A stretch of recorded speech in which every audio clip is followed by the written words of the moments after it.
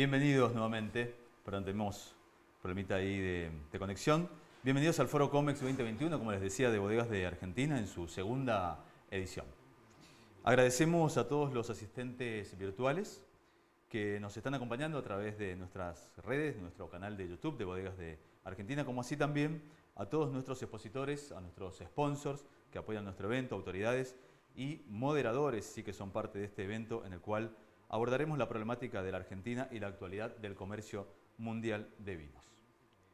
Para dar inicio entonces, vamos a invitar a Patricia Ortiz, presidenta de Bodegas de Argentina, para que realice la apertura de Bodegas de...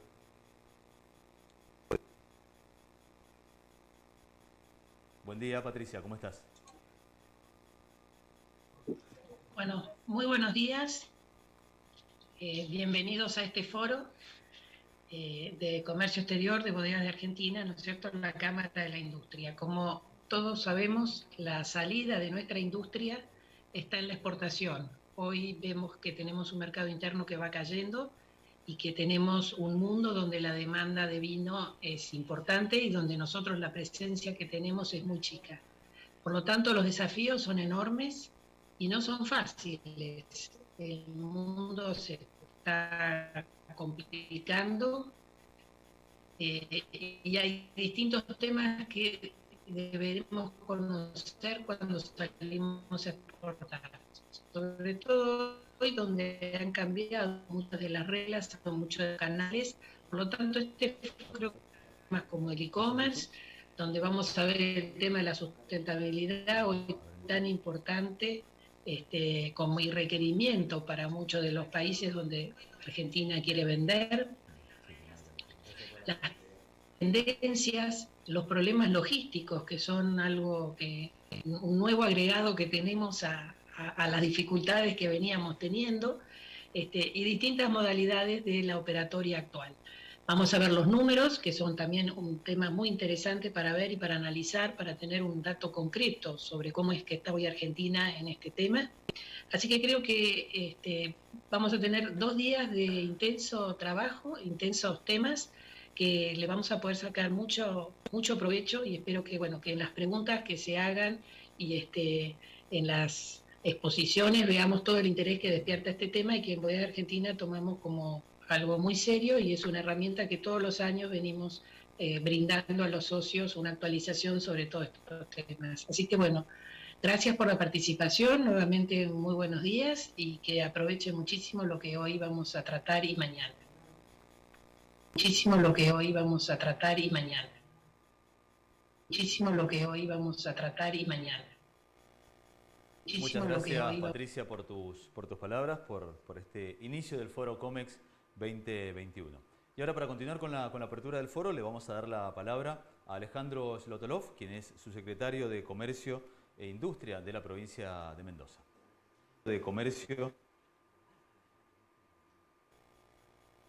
Bueno, muy buenos días. En primer lugar, agradecer a Bodegas de Argentina la posibilidad que nos está brindando de participar de este foro anual COMEX 2021. Decirle que para nuestro ministerio las exportaciones son un factor clave del desenvolvimiento económico y la dinámica de la economía provincial. Como todos saben, las exportaciones del sector vitivinícola son el primer rubro de exportaciones de la provincia, y su desempeño en los últimos 25 años ha logrado formar una masa crítica y un posicionamiento en el concierto internacional que debemos utilizar para crecer de cara a los desafíos que impone el comercio internacional, influenciado justamente por la revolución tecnológica y los efectos de la pospandemia. Por eso el desafío hoy es aumentar las exportaciones. Por ello, cada bodega debe exportar más y también debemos formar nuevas bodegas que exporten.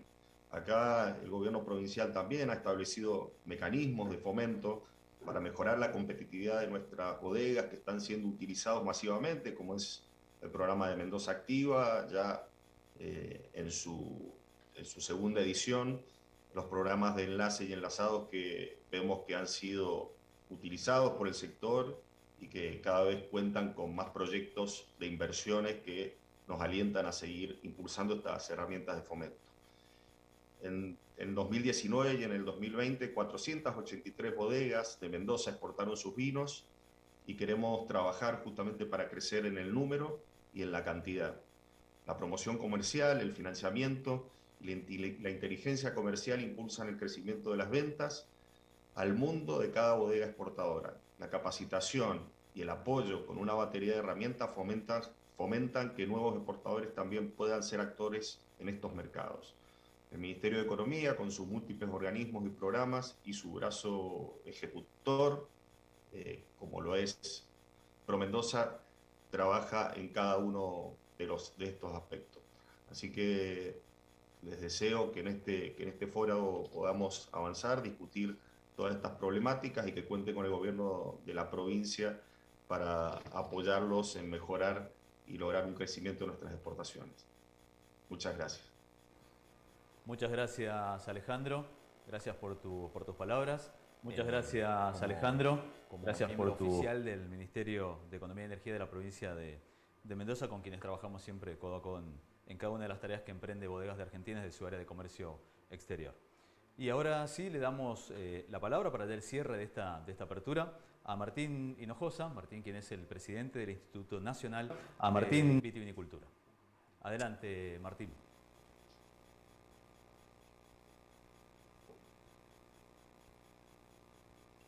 Buen día, ¿me escuchan bien?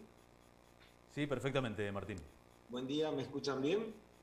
Bueno, sí, primero que nada, muchas gracias, Patricia, por dejarme participar. Alejandro, ¿cómo estás? Gusto verte. Simplemente plantear el rol que cumple ProMendoza, ProMendoza, me quedé con ProMendoza, Bodegas de Argentina, en el trabajo que hace a la capacitación, al incentivo y a la asistencia a las pymes en las exportaciones. Es una entidad con la que desde el INB trabajamos mucho, escuchamos mucho, muchas de las decisiones que hemos tomado en materia de exportación siempre las hemos trabajado en conjunto, consensuadas, en algunas nos hemos puesto de acuerdo muy rápidamente, en otras las hemos trabajado un poquito más, pero entiendo que coincido que la exportación es un gran camino para el sector vitivinícola. Hoy de cada 4 botellas que vendemos, una se exporta y las otras 3 se venden en el mercado interno, con lo cual, al menos desde acá, vemos una gran oportunidad que no se da en todas las vitiviniculturas del mundo, ¿no? De tener un mercado interno fuerte, pero la posibilidad inmensa de explotar el mercado externo, porque solamente, repito, de cada 4 botellas, solamente una estamos ubicando en el exterior, con lo cual creo que tenemos un gran potencial. Transmitirles el saludo del ministro Julián Domínguez. Él sabe que estamos participando de este evento, y contarles un poco que en materia de exportaciones el gobierno nacional ha hecho sus esfuerzos respecto a los reintegros, que se duplicaron de 3.25 a 7, eso ayuda a las pymes. Los que hemos estado trabajando en una pyme o en una bodega, sabemos que 3 puntos más a la hora de cotizar al exterior siempre suma, y sobre todo en los tenders suma mucho. También hemos logrado que los derechos de exportación dejen de pagarlos más de 268 bodegas, y contarles que estamos trabajando muy fuerte para que los derechos de exportación se dejen de tributar para todo el sector vitivinícola en lo que es fraccionamiento.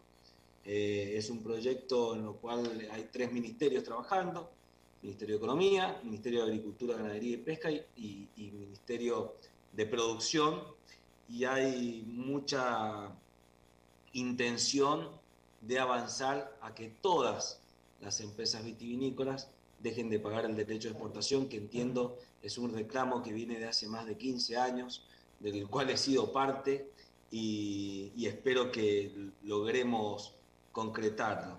Simplemente agradecer, aprovechar estos momentos porque son momentos para aprender, hay que preguntar sacarse todas las dudas y a partir de ahí lograr que las pymes mendocinas, las pymes de San Juan, las pymes de todas las provincias vitivinícolas de la Argentina puedan colocar sus productos en el exterior y obviamente estos eventos ayudan a hacerlo. Así que muchas gracias y como siempre desde el Instituto a disposición. Muchas gracias, Martín, por tus palabras. Entonces escuchamos las palabras de la autoridad oficial, en este caso de Martín, presidente del Instituto Nacional de Vitivinicultura. Muchas gracias nuevamente, Martín. Gracias, Alejandro, y gracias, Patricia, nuestra presidenta de Bodegas de Argentina. Bueno, y ahora sí, como ustedes saben, este evento se realiza con el esfuerzo, digamos, y el apoyo que hacemos desde Bodegas de Argentina y, por supuesto, también con nuestros sponsors. Así que a quienes les estamos agradeciendo en este momento. Sponsors que nos acompañan como Banco Superviel, Insur, Cofase, Banco Credicop, Pro Mendoza, Clement, Ciati y Banco Patagonia.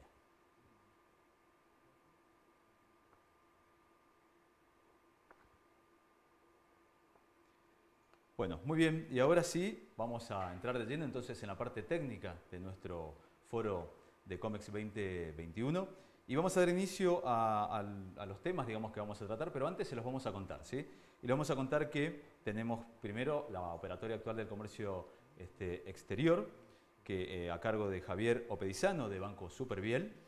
Luego estaremos abordando la temática de sustentabilidad en el comercio mundial de vinos argentinos a cargo de Luis Romito de Bodegas de Argentina, Hanna Helgesdotter de Systembolaget, Suecia y Mateo Scarpellino de Vinmonopolet de Noruega. Y a continuación, para ir cerrando con la parte técnica, abordaremos el e-commerce en el mundo a cargo de Rogerio Salume de wine.com, Brasil, y Liz Paquet de Drizzly, Estados Unidos. Les recordamos, ¿sí?, que en este primer bloque, ¿sí?, está esponsoreado en exclusiva, ¿sí?, por Banco Superviel. Lo invitamos a ver entonces ahora el video de Banco Superviel. Superviel es tu aliado en comercio exterior. En Superviel acompañamos a los que hacen. Por eso, también te acompañamos en tus negocios internacionales. ¿Cómo lo hacemos? Tenemos una alianza con Sidom, que te brinda una herramienta para automatizar procesos financieros, perfeccionar cash flow y evitar costos extras. Contamos con Factoring Internacional. Somos el único banco que forma parte de FCI, servicio para administrar ventas en cuenta corriente de forma segura y en plazos convenientes. Te brindamos atención exclusiva. Contamos con oficiales especialistas para tu operatoria de comercio exterior.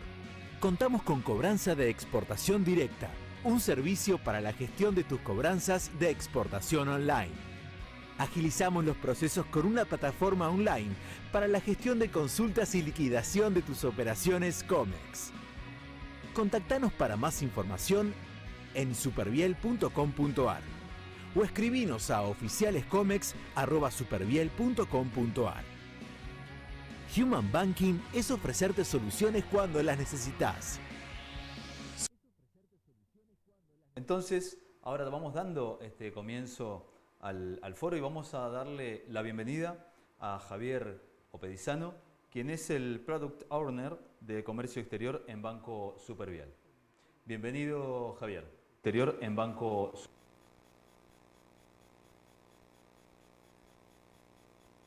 Buen día, Walter. Gracias por el espacio, gracias por la organización y felicitaciones. Realmente celebro estos espacios de actualidad para toda la industria. Esperamos acercar algunos datos y alguna información muy importante que nos trasladan nuestros clientes, que seguramente tengan impacto en la industria, tanto para los que operan importaciones como exportaciones. Estamos entonces presentando, o preparando, mejor dicho, tu presentación. A dar comienzo y te vamos a confirmar ahora cuando ya esté tu presentación en línea para que comiences con tu alocución.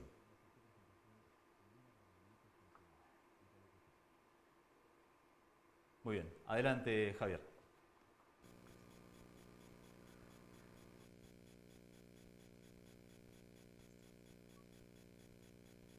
Bueno, muy bien. Como les comentaba al inicio, hoy la idea es tratar estos temas de actualidad muy vinculados al comercio exterior, a las exportaciones, a las importaciones, y entender un poco de dónde vienen, ¿no? esta serie de medidas que se han tomado, un poco los números de la industria durante este 2021 y números hacia atrás, digamos, del comercio exterior argentino. Ahí he dejado de ver la presentación. George, cualquier cosa avísame, pero voy. Yo lo estoy viendo. ¿Te escucho bien? Perfecto. Bueno, Bien, en primer perfecto. lugar, comentarles referido al primer tema de la agenda, que son los permisos y autorizaciones para importar, ¿sí? Aquí lo que hemos traído para compartirles es cómo está compuesta las importaciones de Argentina durante el mes de septiembre de 2021. Allí, como ven, tienen mucho peso los bienes intermedios y los bienes de capital. Naturalmente, para la industria vitivinícola, todo lo que refiere a insumos que forman parte de procesos productivos están incluidos dentro de lo que son bienes intermedios.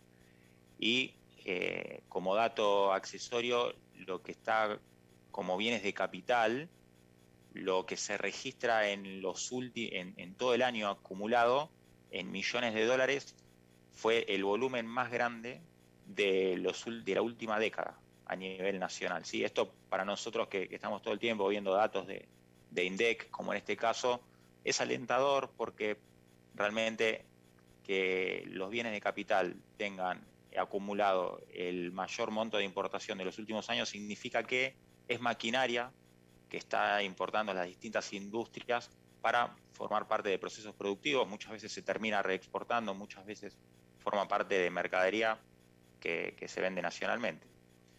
Acá, como les decía, uno de los principales problemas, si no el principal, que nos comentan los importadores, no solamente de procesos productivos relacionados con su industria, sino de otras, es las demoras en la importación de la CIMI, ¿sí? Principalmente la falta de cumplimiento de los plazos para otorgar o rechazar esos pedidos y los plazos de vigencia de las licencias no automáticas.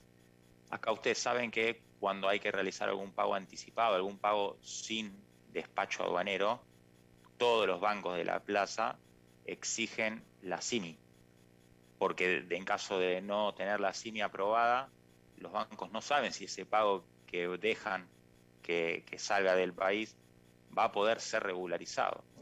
Y esto muchas veces significa una demora, pero entre otros, ¿no? O sea, es la principal demora que manifiestan nuestros importadores está relacionado con la CIMI. Después, pasando a otro tema de la agenda, acá más relacionado con las restricciones cambiarias, esto llevado principalmente a las importaciones y también las exportaciones, ¿no? Acá nos referimos a todo aquel cliente que quiera hacer un pago o ingresar un cobro a través del mercado de cambios. Principalmente para los importadores lo que tienen que tener en cuenta es todo lo que está incluido en CEPAIM, ¿sí? Que es el sistema que estableció Banco Central para monitorear los pagos y la oficialización de los permisos, ¿sí? Ustedes saben que todo pago de importación anticipado hecho dentro de los 90 días hay que mostrar el despacho de importación. En caso de no hacerlo, ese quit puede quedar inhabilitado para seguir operando de manera anticipada o pagar vista. Entonces, acá es muy importante tener en cuenta los plazos. Nuestros clientes, yo recuerdo a principios de la pandemia principalmente, estos plazos de 90 días, cuando uno tenía que recibir mercadería de China o de cualquier país del corredor asiático, con las demoras que se empezaron a presentar, era muy difícil que a los 90 días el despacho pudiese estar en Argentina, que la mercadería estuviese en Argentina. Entonces, hay que tener muy coordinado con el Departamento de Comercio Exterior, con el despachante, en los casos de hacer pagos, poder cumplimentar este plazo para poder seguir pagando anticipado. En segundo lugar, todo lo que refiere a la comunicación 70-30 y complementarias, lo que estableció el cupo de importación, ¿sí? Básicamente esta comunicación luego sufrió modificaciones, pero a grandes rasgos, para poder hacer un pago, ustedes tienen que contabilizar el total de pagos realizados y a eso tienen que restarle el total de los despachos que han oficializado, ¿sí? Eso les va a dar un número que es lo que se puede llegar a egresar por el mercado de cambios. Luego, obviamente, hay excepciones. A partir del mes de noviembre se han incorporado otras excepciones para bienes de capital y demás, pero es una cuenta que hay que hacer y es declaración jurada que hay que firmar en cualquier banco de plaza a la hora de hacer un pago, y hay que tener muy claro estos números para no quedar en infracción, digamos. Luego, relacionado a los pagos anticipados de bienes a vinculadas, intercompanies, esto lleva conformidad previa de Banco Central. Acá recordemos que toda la normativa cambiaria no dice que no se puede hacer tal o cual cosa. La normativa dice que lleva conformidad previa de Banco Central, ¿sí? En la jerga nosotros normalmente decimos que no se puede, porque realmente es que no se puede, pero técnicamente lleva conformidad previa de Banco Central. Nosotros, inclusive, ante muchos impedimentos normativos, hemos presentado pedidos a Banco Central y se han autorizado. Es un canal que está vigente, lo menciono para que lo tengan en cuenta. Otro tema no menor, para poder operar en cambios también, es el tema de las restricciones a la tenencia de moneda extranjera fuera del sistema bancario, ¿sí? Aquí referimos a la declaración jurada, lo que hay que firmar respecto a no tener moneda extranjera fuera del sistema. O sea, esto refiere a dinero en una caja de seguridad o en algún otro lugar. O sea, todo cliente firma una declaración jurada dejando constancia que no tiene más de $100.000 de activos líquidos externos. Acá digo $100.000 porque en su momento era cero y muchas empresas tenían cuentas en el exterior, y para que esas cuentas en el exterior no cierren hay que dejar un monto de mantenimiento y demás. Entonces hubo muchos inconvenientes al principio con esta restricción que era cero, era no poder tener moneda extranjera fuera del sistema bancario, y después ese límite lo pusieron en 100.000. Para rápidamente mencionar también la comunicación 7200, que es un registro de información cambiaria de exportadores e importadores. Quienes no estén allí inscriptos no podrán operar en cambios. Esto es una validación que hacen todos los bancos también a la hora de egresar o ingresar pagos o cobros relacionados al comercio exterior. Y por último, una restricción que sufrió cambios también a partir de la comunicación 7385, a fines del mes pasado, son las restricciones de compra de dólares, ¿sí? A través de títulos valores. Básicamente, a la hora de tener que hacer un pago, todo cliente se compromete a no haber hecho venta de títulos valores en los últimos 90 días, ni tampoco hacerlo en los 90 días posteriores, ¿sí? Como verán, esto que les mencioné es muy a grandes rasgos, muchos de los puntos de las declaraciones juradas que van a incluir los distintos bancos con los que operan comercio exterior cada uno de ustedes. Para continuar, ya metiéndonos un poco más en lo que es la exportación, ¿no? El foco de nuestra presentación y el foco del foro, realmente les traje algunos de los números de los últimos 10 años de Argentina, la serie estacionalizada de importaciones y exportaciones de enero a septiembre. Allí, como ven, los vaivenes, ¿no? A nivel nacional de importación y exportación, años con superávit, años con balanza comercial deficitaria. Realmente en este año Argentina está exportando mucho más. A diferencia del año anterior, obviamente por la pandemia hay un rebote, y principalmente acá lo que queríamos destacar es que ese aumento de exportaciones, el país necesita que sea de industrias como las de ustedes, ¿no? Que realmente agregan valor, porque nosotros, viendo los números de INDEC, vemos que principalmente ese superávit se ve por productos primarios y por manufacturas de origen agropecuario. Entonces, esto está muy relacionado con los precios internacionales de soja, trigo y demás. Entonces, realmente nos gustaría que sea más genuino, de empresas industrias que agregan valor. Aquí con este dato que les comparto de que el 70% de las exportaciones a nivel nacional están compuestas por estos dos grandes grupos, tenemos toda la confianza y después vamos a compartir algunos datos alentadores de algunas industrias para pensar que los años venideros sean mejor en materia de performance exportadora. Por otro lado, como les mencionaba, el promedio mensual de importaciones de bienes de capital, ¿sí? Que es el más alto de la última década. Esto es un dato no menor, no muy mencionado, que es realmente muy bueno para el país, ¿sí? Que las distintas industrias estén importando maquinaria para poder robustecer sus procesos y que eso muchas veces forme parte de exportaciones, es realmente muy, muy bueno y se va a ver la cosecha de esto, digamos, los próximos años. Y bueno, la importante ganancia en términos de intercambio, ¿no? Uno a veces lee los distintos medios y ve que se menciona que no hay dólares, ¿no? Esto, no hay dólares.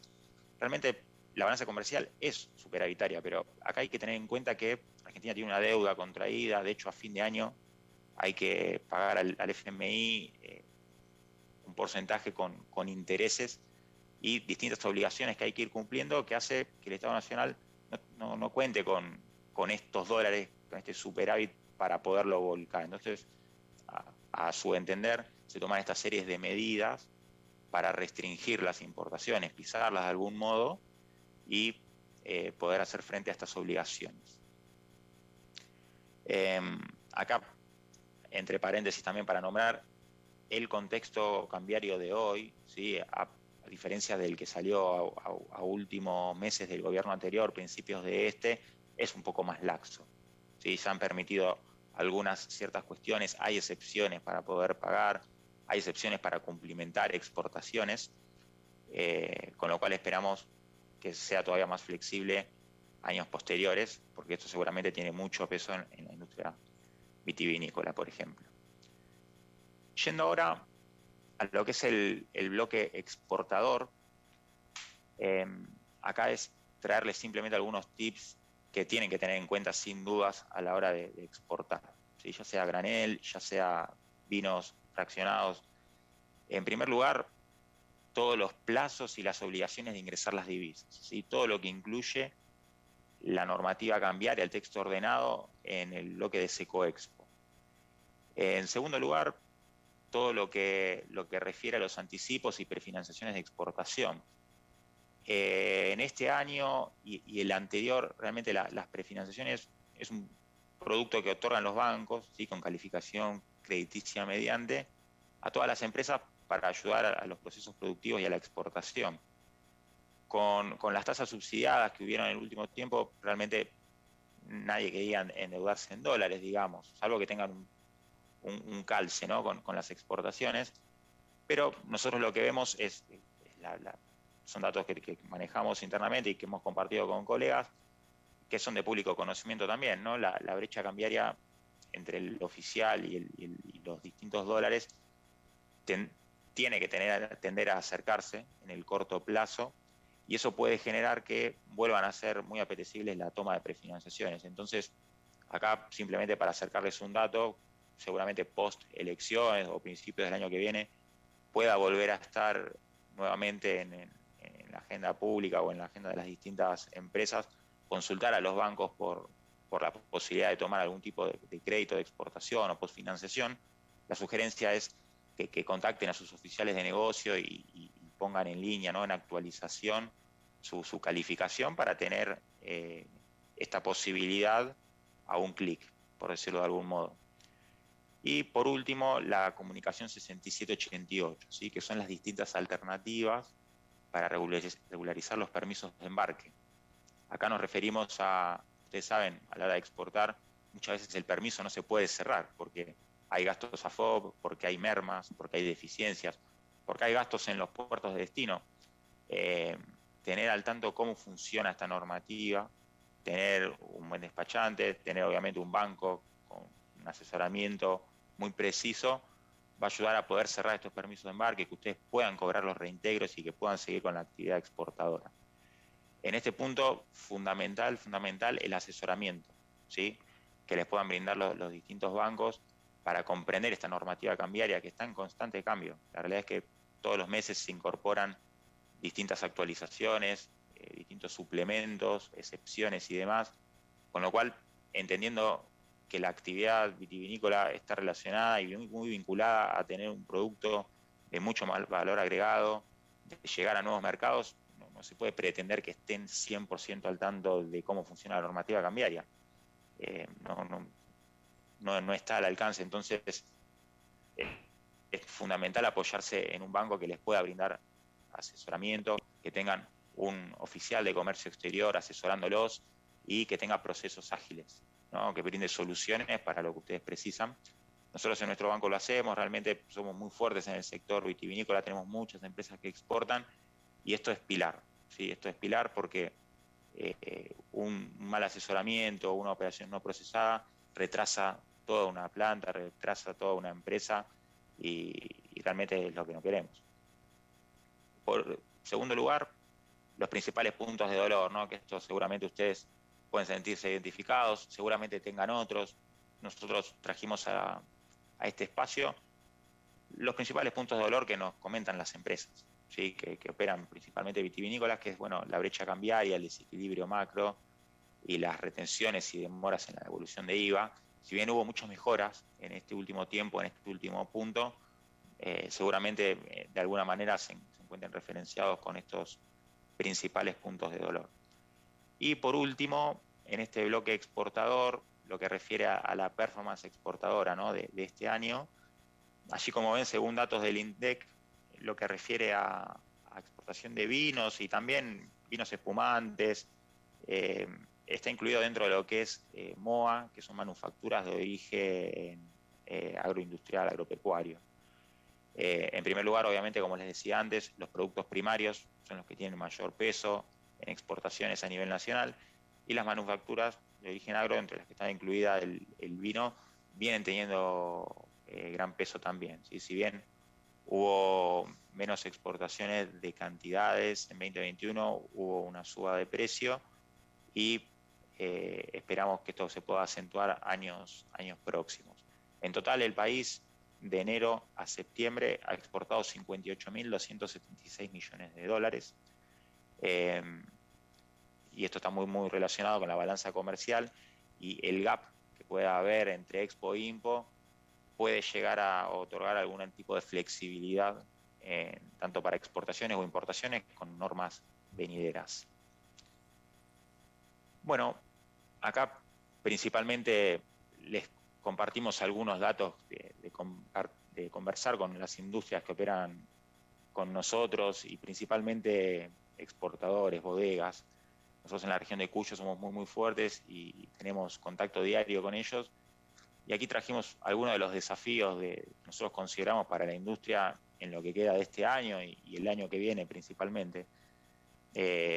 Datos que seguramente estén al tanto, pero nos parecía oportuno compartirlos y acercarle algunos tips más. Principalmente que después de 10 años las ventas al exterior sumaron 511 millones de dólares, ¿sí? con incremento del precio FOB, 27% más que el año anterior. En todo lo que refiere a graneles, los problemas de desabastecimiento que hay en Australia y Sudáfrica, eso puede significar una oportunidad, sin duda, para las exportaciones argentinas. Un inconveniente, sin dudas, es la limitación en el número de contenedores. Esto no afecta solamente a la industria vitivinícola, sino a otras industrias. Saben que al haber menos tráfico de contenedores, los contenedores vacíos que llegan hacia la Argentina, por la posición del globo en la que estamos ubicados, nos posiciona en una situación desfavorable para poder competir y poder exportar y llegar con estos contenedores a nuevos destinos. Dato alentador, sin dudas, es la mejora en el share norteamericano, ¿sí? Es el principal recibidor del producto de nuestra industria. Hay un dato alentador que seguramente en el corto plazo, mediano plazo, se pueda llegar a revertir. Son los aranceles que ha impuesto, ¿no? la administración del gobierno norteamericano anterior a los vinos europeos. Eso en algún punto es un impulso para nuestra industria. vitivinícola. También un dato no menor, a principios de año hemos sabido de los inconvenientes de uno de los proveedores en sus hornos. Eso trae aparejado la escasez de botellas, ¿sí? Que realmente seguramente muchos de ustedes estén con dolores de cabeza en este punto y se estén tomando distintas medidas para intentar paliar eso y poder continuar llegando a nuevos mercados. El proveedor sustituto, digamos, ha desarrollado nuevos proveedores, pero aún así no es la situación anterior. Muchas empresas se encuentran importando botellas. Bueno, sin duda es el ingreso a China, ¿no? Creo que del 6 al 9 de noviembre, si no me equivoco, está la feria de Shanghai, ProWine, ¿sí? Una de las ferias más importantes del país asiático, que reúne importadores, productores y distribuidores. Realmente China y toda su situación de crecimiento de una nueva clase media es la vedette, ¿no? Por decirlo de algún modo, en estos tiempos para intentar llegar con nuestros productos. Y ahí un dato alentador también para nuestra industria es la situación de Australia, ¿no? Que es el principal proveedor de ellos, pero por investigaciones que ha empezado el año anterior, por el origen del COVID, realmente el gobierno de Pekín ha iniciado una guerra comercial, si se quiere, para con Australia, y eso puede significar que ese espacio lo podamos ocupar nosotros o también lo puedan ocupar otros exportadores reconocidos.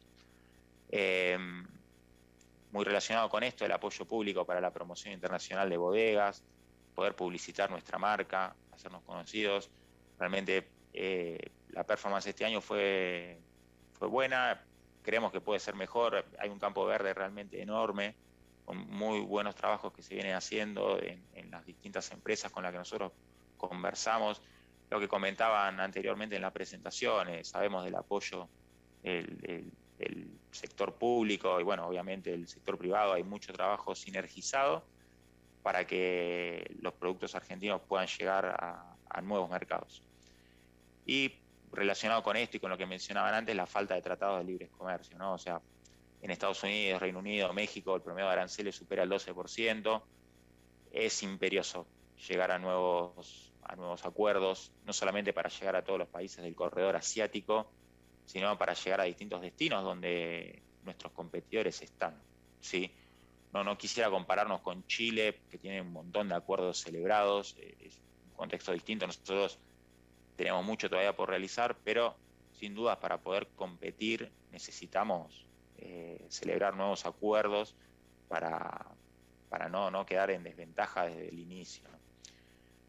Y bueno, cerrando la presentación, compartirles brevemente algunas perspectivas internacionales de distintas fuentes con cómo esperan el comercio exterior hacia años siguientes.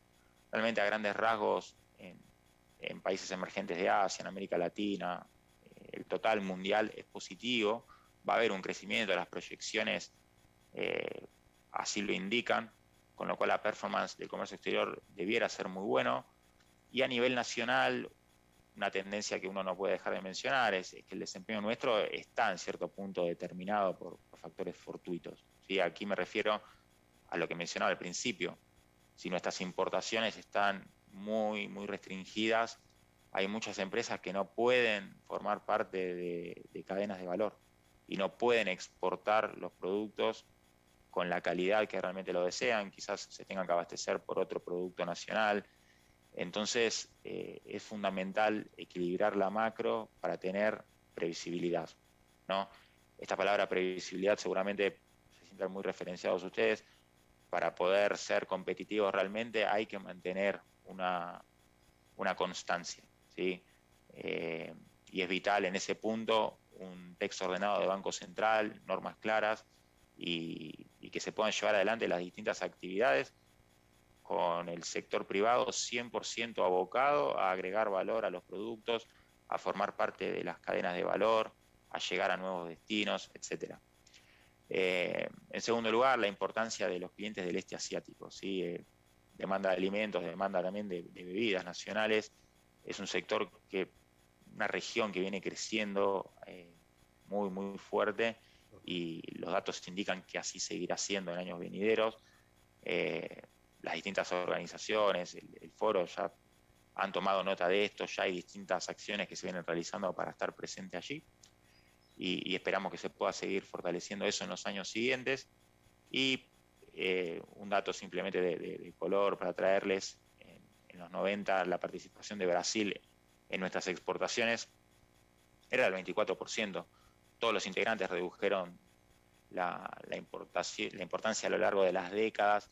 La irrupción de China fue muy fuerte. Hoy Argentina ha diversificado sus países de destino.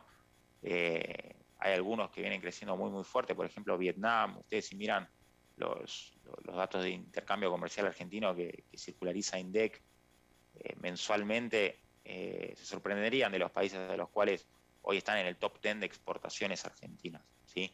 Y no está concentrado para nada en esos países algún determinado producto.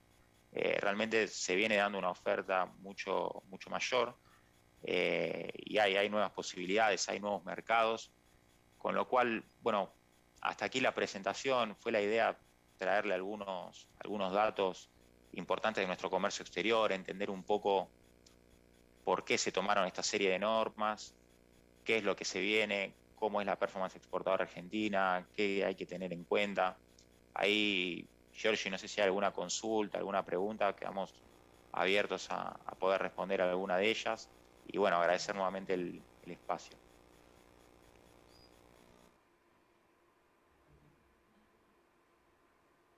Walter, no sé si Muchas querías decir unas palabras. gracias, Javier, por tu presentación. Walter, no sé si querías Muchas decir unas gracias, palabras. Javier, por tu presentación que estuviste exponiendo. Y ahora, como en cada uno de los bloques, vamos a pasar a un momento de preguntas y respuestas, para lo cual le damos la bienvenida a Georgina Salvatore, quien es la International Commerce and Business Support Manager de Bodega Shandong.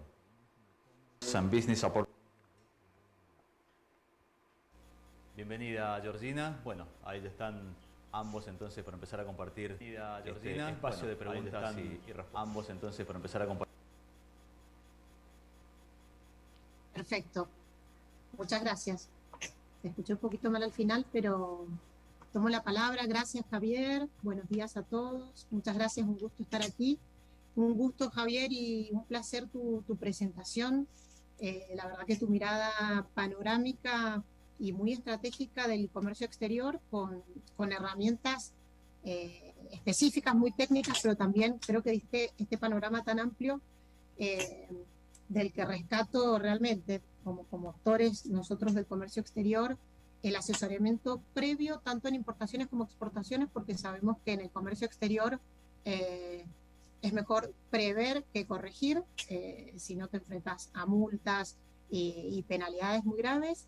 También lo que comentabas de la situación de importaciones y entender el impacto enorme que tiene hoy en las exportaciones.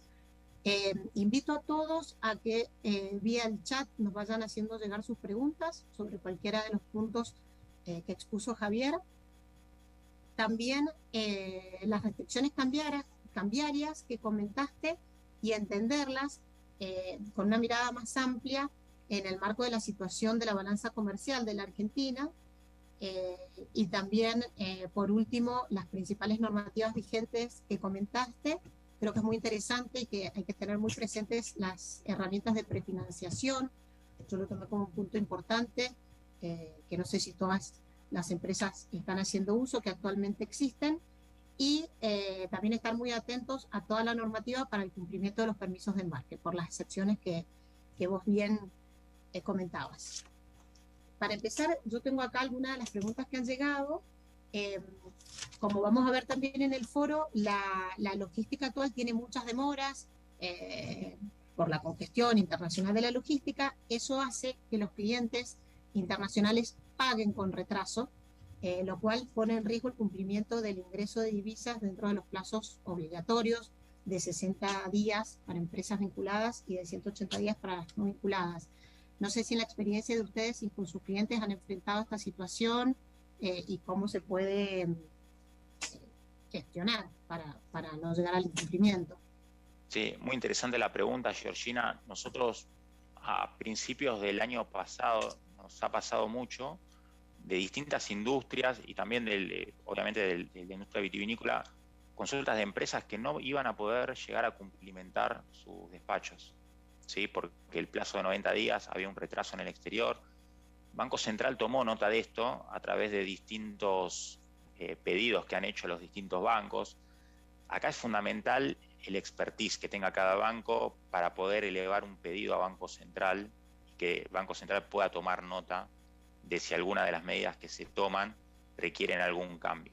En nuestro caso, el gerente de exterior y cambios nuestro es además representante principal y gerente de ADEVA, de exterior y cambios, con lo cual tiene llegada a Banco Central, y hemos levantado este punto, y Banco Central ha bajado a los distintos bancos comerciales en aquel momento del año pasado, con la pandemia muy fuerte en todo el mundo, la posibilidad de prorrogar los plazos de cumplimiento, prorrogarlos por default.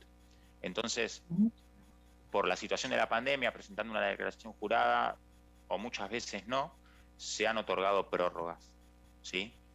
Aduciendo a los distintos vencimientos que llegaban y que no iban a poder ser cumplimentados por las demoras que habían en el mundo. Luego, ya más regularizada la situación en el mundo, han vuelto a exigir estos plazos. Ahora, hoy en día continúan las posibilidades de otorgar prórroga, están muy bien detalladas las posibilidades que hay para justificarlas. Muchas veces los distintos bancos piden un intercambio de correos con el proveedor, muchas veces se piden cartas firmadas, pero es natural que si uno tiene que cumplir a los 90 días o a los 180, dependiendo la posición arancelaria, se presente una demora.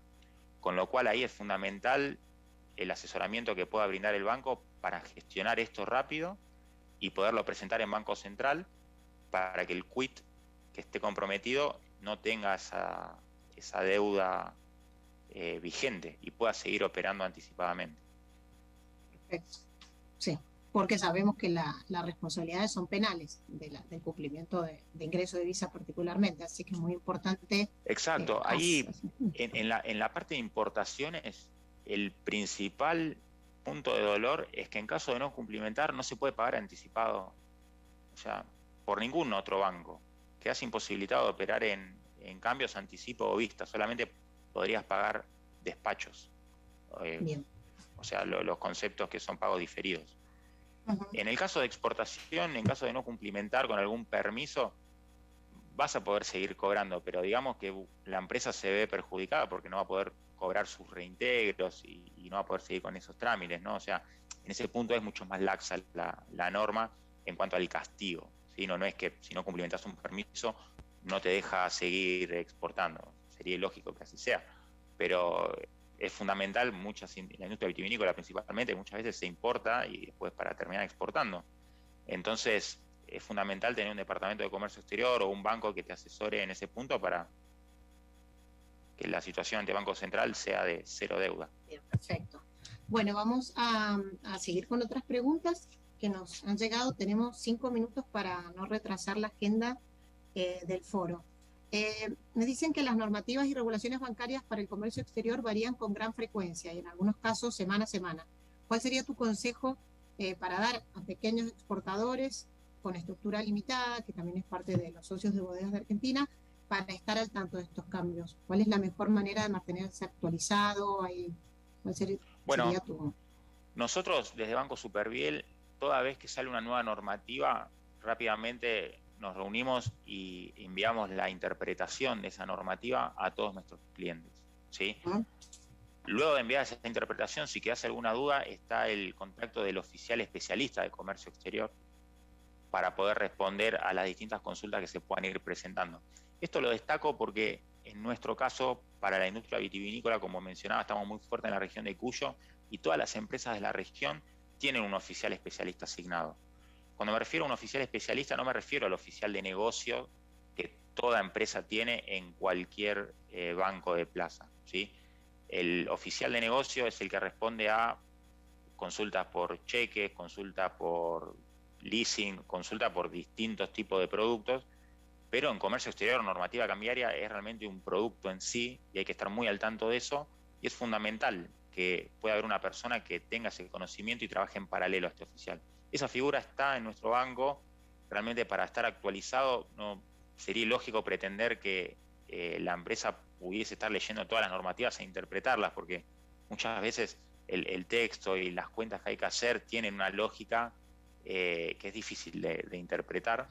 Entonces ahí lo fundamental y mi sugerencia es tener un contacto en comercio exterior en el banco, que le pueda brindar asesoramiento, que pueda brindar los tips, acercar las declaraciones juradas nuevas que salen, porque muchas veces el Banco Central saca un comunicado el día jueves cuando se reúne el directorio y a partir del viernes está vigente.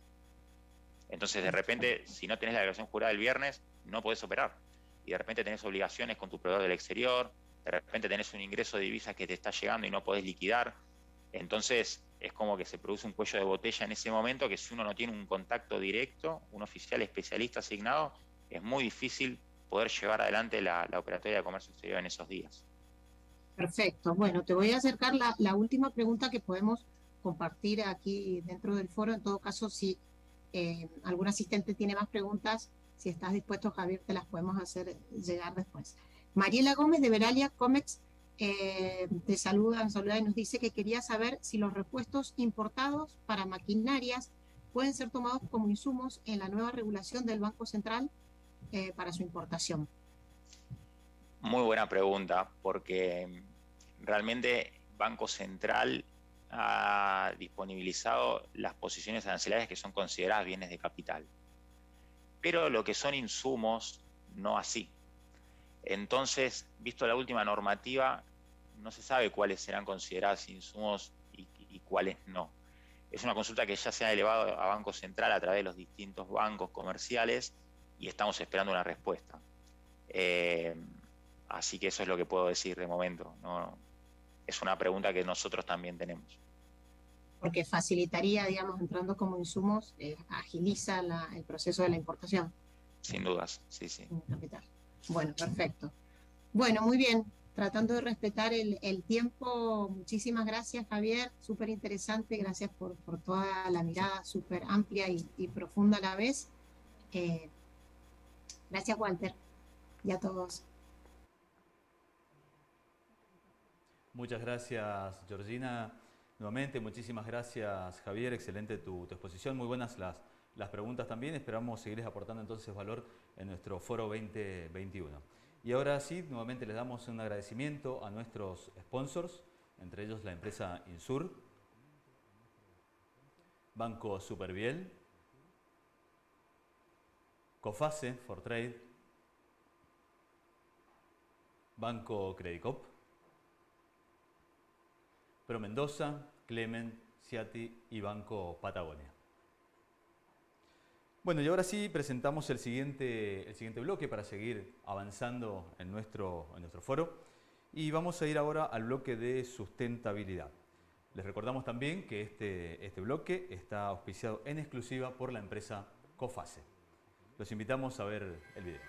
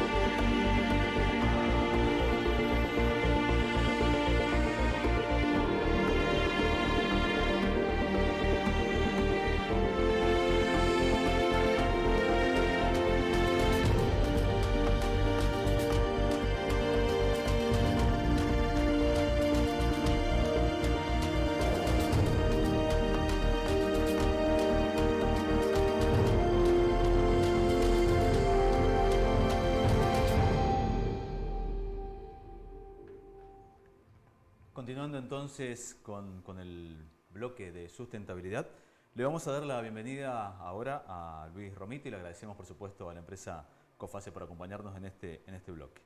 Luis Romito, te damos entonces la bienvenida.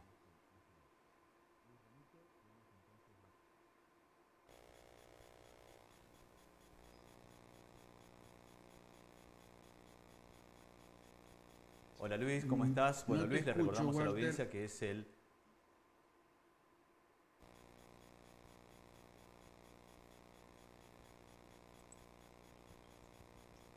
Creo que lo perdimos, pero podés empezar, Luis. Si quieres, puedes empezar con tu presentación. Bueno. La verdad que hemos perdido a Walter. Well, I will speak in English, and I want to give a welcome to Hannah Helgesdotter from Systembolaget and Matteo Scarpellino from Vin Monopolet. We have been working with this organization since many years today. Last week, we made a very successful workshop face-to-face with great producers. And we had the pleasure to have a presentation from Anna Helgesdotter in that workshop, and from Richard Dictus, the president of Amfori. With Amfori, we are working very closely since many years. Well, I'll share the presentation.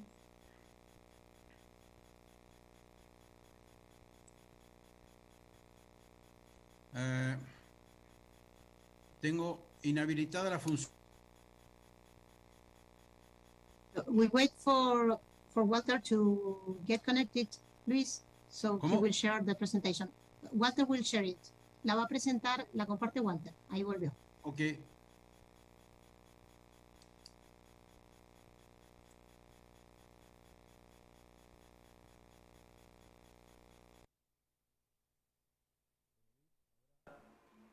Vamos a darte la habilitación para que puedas presentar tu material. Así que con tranquilidad. Estos son los temas que siempre tenemos con la conectividad.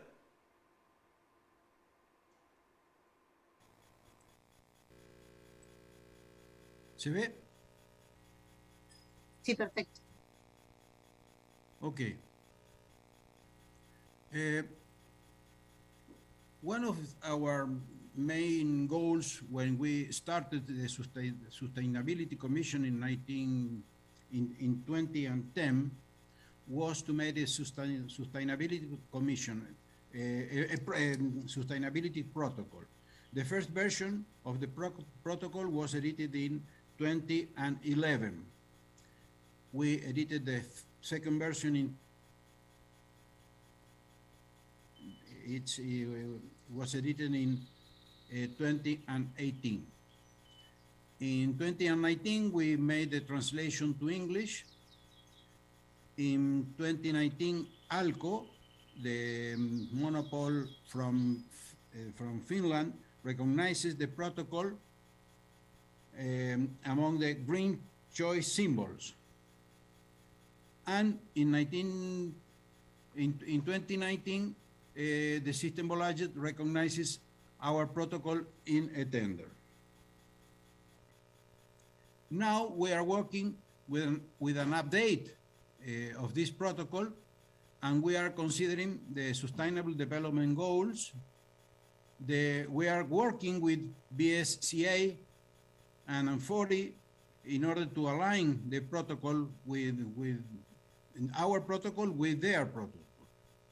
We are considering too the environmental footprint, incorporating ethics, transparency, integrity, gender, and human rights. The scope of the protocol is very wide. It goes from the vineyard, viticulture, soil management, pest management, ecosystem management, in the winery, wine quality, in both winery and vineyard, energy efficiency, water management, solid waste reduction and management, material handling, environmentally preferred purchasing, human resources, neighbors and community, and air quality. We have been growing in the number of certification. Today we have 88 certification done. We are very proud of that. One interesting thing is that during the pandemic, in 2020, we have the highest amount of certification. Okay, that's all from my side.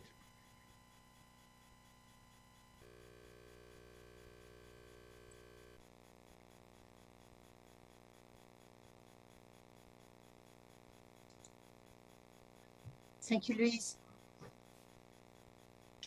Thank you, Luis. So it's Anna who is presenting after you, Luis? Yeah. No, Andres. Anna.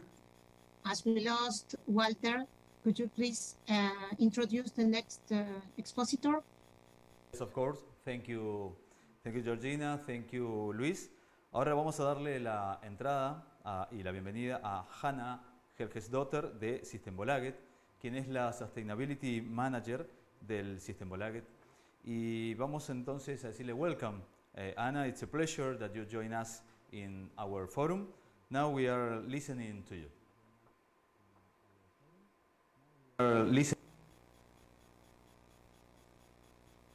Thank you so much for that introduction, and thank you so much for giving us the opportunity to present in this forum as well. I'm assuming I can share my screen from here as well.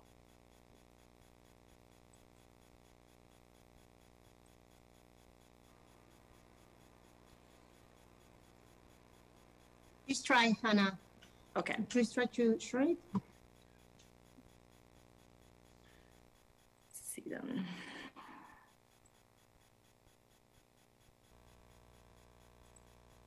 So there we are.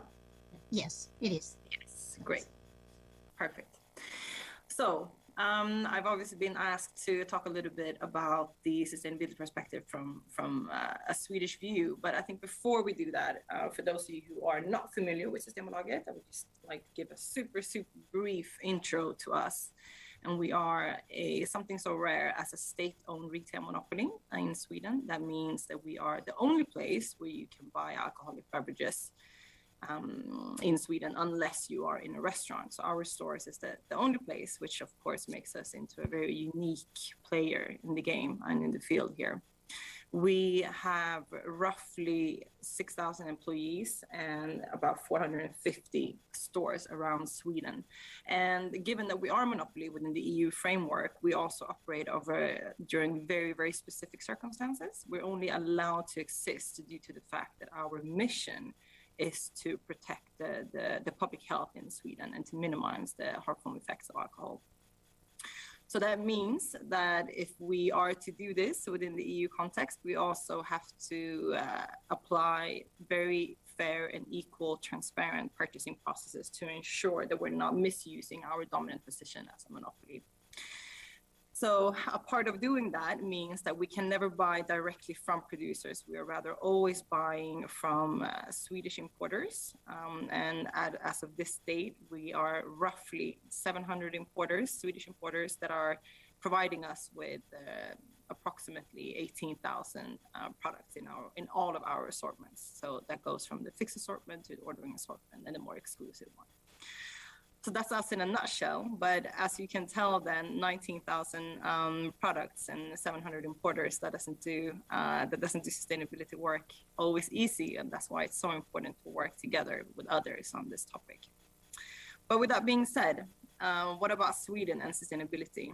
And I wouldn't do our country justice to do that unless I also showed you Greta. In terms of consumer trends, this is our future consumer. We are already seeing a shift in the consumer awareness on sustainability, as you will see in the coming slides. But I think this is maybe the even more important part of awareness. It's not only about the consumer action, but it is about the citizen awareness in total in Sweden related to sustainability is rising by the minute. And of course, having this type of discussion as broadly as Greta has managed to put it on the table, of course, that is only propelling the agenda forward. But so what is the Swedish consumer saying in short? Well, there are a few topics that stands out. One of them being transparency in supply chains. The Swedish consumer is very interested in knowing where their products come from, how they are produced, who are producing them, and also being able to ensure that that's done in a fair and equal way. And as you can see here, it's not by accident that you have some of the biggest Swedish companies doing this. You have H&M talking about transparency. I'm sure many of you have seen on their website that you can actually see where all their products are coming from, where they're being made. If you click on a specific garment, similar ways to IKEA, Stora Enso, and also G-Star. All of them are working very much with these questions and making it something on an everyday type of topic in Sweden. So transparency in supply chains, I would say, really, really important going forward. Secondly, we're also seeing, I think it's quite interesting, that 4 out of 5 consumers states that it's important to buy from sustainable companies.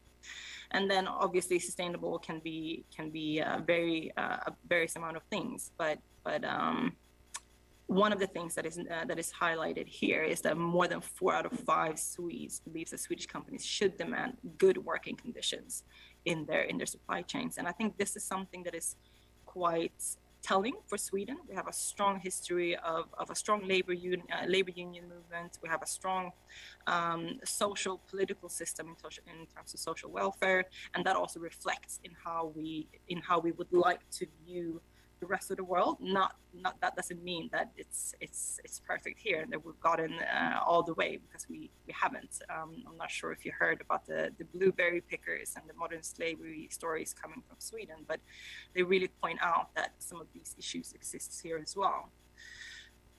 So, but what makes that different is that awareness for these questions amongst the consumers also means that the demands on us as a big state-owned company are big. Our consumers are expecting that we are working with these questions. They are expecting that we know our supply chains. They're also expecting to some extent that we are willing to be transparent with the type of risks and issues that we are facing. And to make that even more, to even further emphasize that this is a up and coming topic for Swedish companies, I also would like to just take a minute to go away from consumer awareness and actually talk about the legislation, the coming mandatory human rights, environmental due diligence legislation that is currently being discussed on EU level. And what we are seeing, it's not final yet, we haven't seen the final proposal, but the idea is that this will be linked to the guiding principles on businesses and human rights, and that companies within the EU will have to conduct a proper due diligence, both regarding human rights and environmental risks. And that, of course, means that once there's that type of legislation, we will also be enforced to report on it and be transparent with it. So I think if anyone was ever doubting that this was a growing topic, I think this legislation shows that it's only the start that we're currently seeing, not only for Sweden, but also for the EU going forward. So with that being said about where Sweden and the Swedes as consumers are, what then is Systembolaget currently doing on this topic? Some of you might have seen that we have launched a new framework for our sourcing process that we are, in English, simply calling it Sustainable Sourcing Framework. And this was published in the beginning of September. And the idea is that we are combining our general agreements with the importers, which in extension means the producers, where we are currently stating all the demands that we have related to our code of conduct and environmental aspects, etc. That now we also want to be able to be transparent in what is it that we are pushing in the future. So we're combining the existing demands with sort of the next steps that might not already be legally binding, but things that we are seeing important to give a heads up on. I don't have time, unfortunately, to go through the whole framework as such, but it does focus on it has sort of 4 pillars. It's transparency, social issues, environmental and climate impact, and also packaging. So those are the sort of the 4 pillars in that framework. And you will see that that's a red thread going through our work as we're going forward. You can read this in full on the link that I provided here. And I think it's very important to mention that this framework will be updated annually. And the idea is that it will be a working document as such, where we would like to have the input from all stakeholders, including Argentinian producers, Bodegas de Argentina as well, to really make sure that this is something that is really driving the sustainability agenda in the supply chain and not just becoming very much of a desktop product that we have sort of invented in Sweden and then is not applicable elsewhere. So we really encourage you to take a look at this and come back to us with feedback and see how we can improve going forward. So once again, take a look and let us know.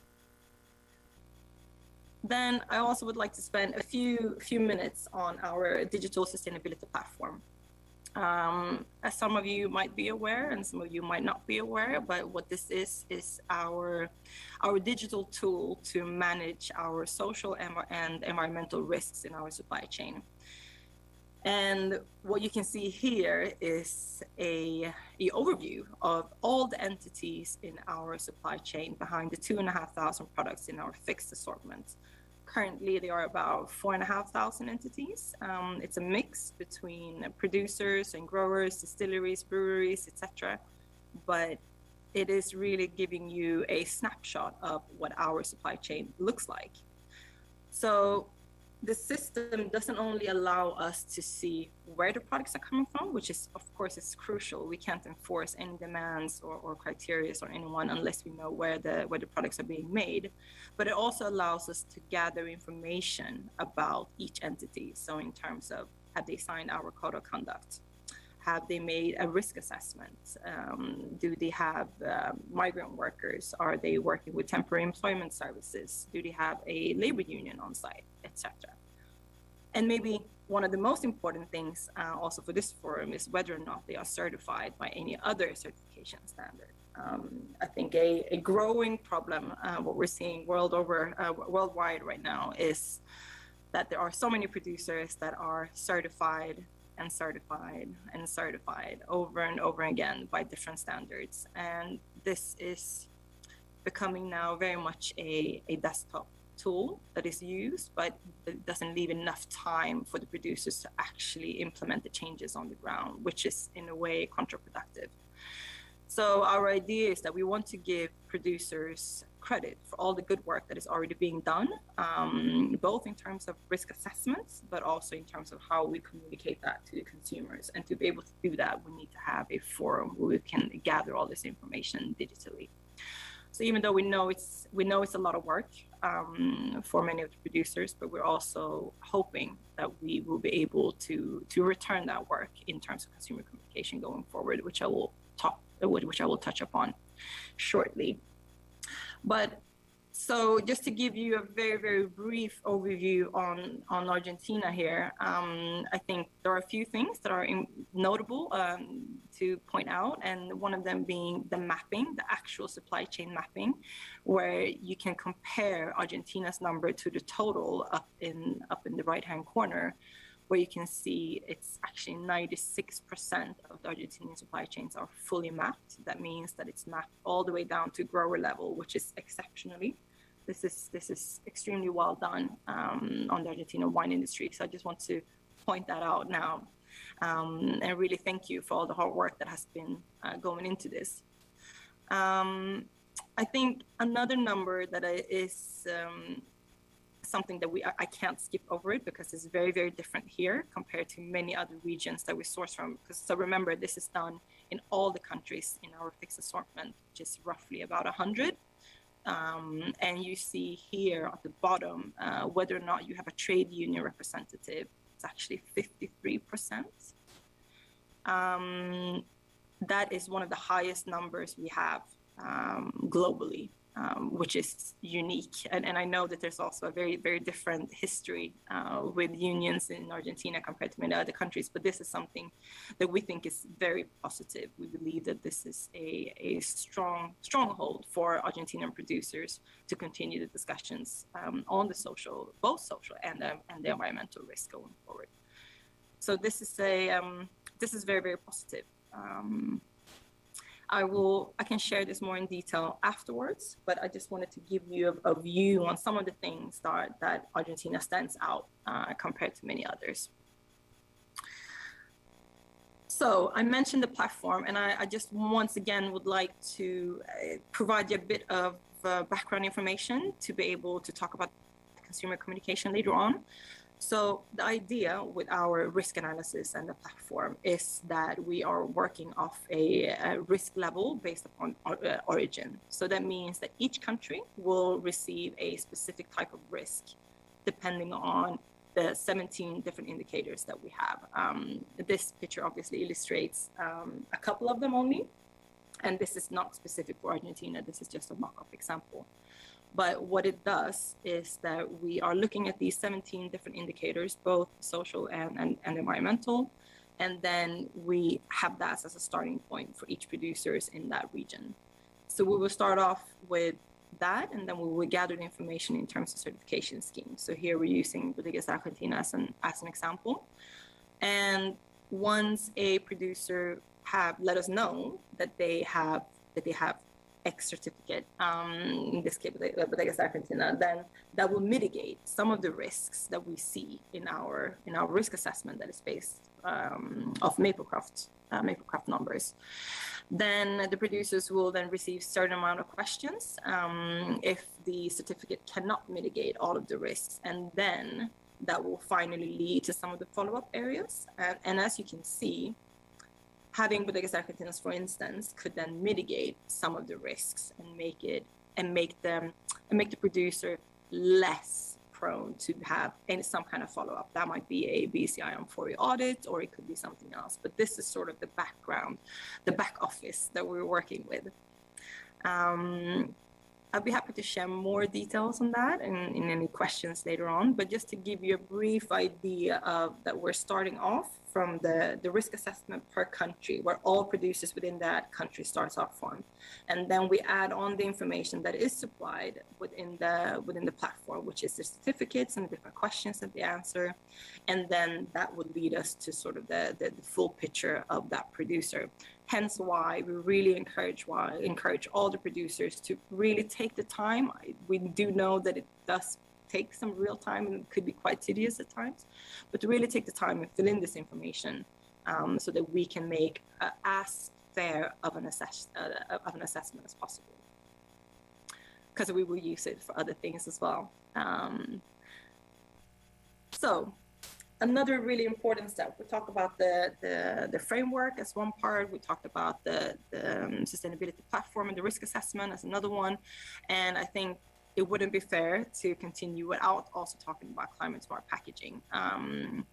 As we are all aware, I think the wine industry is very fond of our glass bottles, and that has been the traditional go-to packaging for decades. But what we're now seeing is more and more a shift towards something else, and Systembolaget would like to be a part of driving that agenda.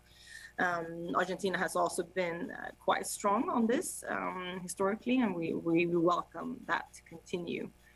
But just to point out, and you will see it in the strategic pictures as well, but just to point out that there now is a strategic goal related to packaging, both for 2023 and 2030, and that was taken in for us in 2020. So on the right there, you see the new communication towards the consumers, where we're actually encouraging and discussing the role of packaging and how important that is for our climate impact. So we have communicated in our stores on the shelves something that we call as sort of direct translation, climate smarter packaging, and that includes the cardboard packaging, the tetra packaging, cans, PETs, returnable bottles, glass bottles that don't weigh more than 420 grams. And for sparkling wine, we have said 580 grams. Box is not a part of that communication, even though it has a really low footprint, but that's more related to the box itself. But as you can see, once again, these are unfortunately in Swedish, but we only had them in Swedish, but just to give you an idea of what the consumer communication actually looks like with regards to packaging. So it's actually specifying the different type of emissions related to the different packaging types, and this has been both online and in stores lately. So all of these things that I now talked about is actually coming down to what is then the consumer, what are our efforts regarding the consumer communication going forward. And we would like to make it easier for the Swedish consumer to make sustainable choices in our stores. And when we say sustainable, we want to have a very holistic approach that captures both climate, environmental, and social perspectives. And we will launch this on the 1st of March next year. So that will be the big shift. I can't show you the actual store communication shelf, the shelf display yet, because it's not finished. But it will be both in the physical stores, and it will also be online. So it will be communicated everywhere. And I will show you the actual background for it in coming up, but just sort of that, so that you are able to link all the work that we are currently doing actually comes down to also wanting to be able to showcase this to the consumers. And if you then, for wine, what we're looking at, the 4 different criterias related to the environment, the product must be certified on the environmental standards. We have a list specifically showing which ones are currently approved in the benchmark that we're doing together with Intech. And the same goes also for social responsibility, meaning that in the analysis that I showed you before on risk, that any product that would like to become sustainable choice would also have to be approved on the social questions in our risk assessment. And obviously here, a very strong and easy way to do that is to be third-party certified by another initiative or audited by Foro BCI, as those cover many of the social aspects. Packaging, the product's primary packaging must be within any of those that are approved here in the list. I think we've even talked with the Argentinian producers in the past about how it doesn't make any sense that you will sell a organic wine in a very heavy bottle, because that almost takes away the positive from the organic when it's sold and transported in that heavy bottle. And I think that's a really good example that came from discussions with the Argentinian producers. And finally, then, we've also said that, given that the consumers are very interested in transparency and traceability, that would also be one of the core pillars. So any product that is going for sustainable choice will also have to be able to provide us with information about producers and growers that have contributed to at least 2/3 of the volume of the product. So that's also a very key thing, and that's also dealt with through the sustainability platform. And just to give you a very sort of brief overview on the approved certifications, and I was very happy to hear Luis earlier speak about that you are currently working with Foro with updating your standard to also even further expand into the social aspects, because as it stands right now, as you can see, Bodegas de Argentina is on the environmentally certified product scheme. Still is missing a few things on the social side. So that's really, really good news to hear that you are already on that, already working on it. We're really looking forward to that discussion. And if there's anything that we can do on that and guide you in sort of the directions that we're looking at, we'll be happy to do so. And then I just sort of want to provide these pictures so you have them, but I mentioned all of this before as well, you know, that we're using the 17 indicators for the social risk analysis, etc., as a part of that.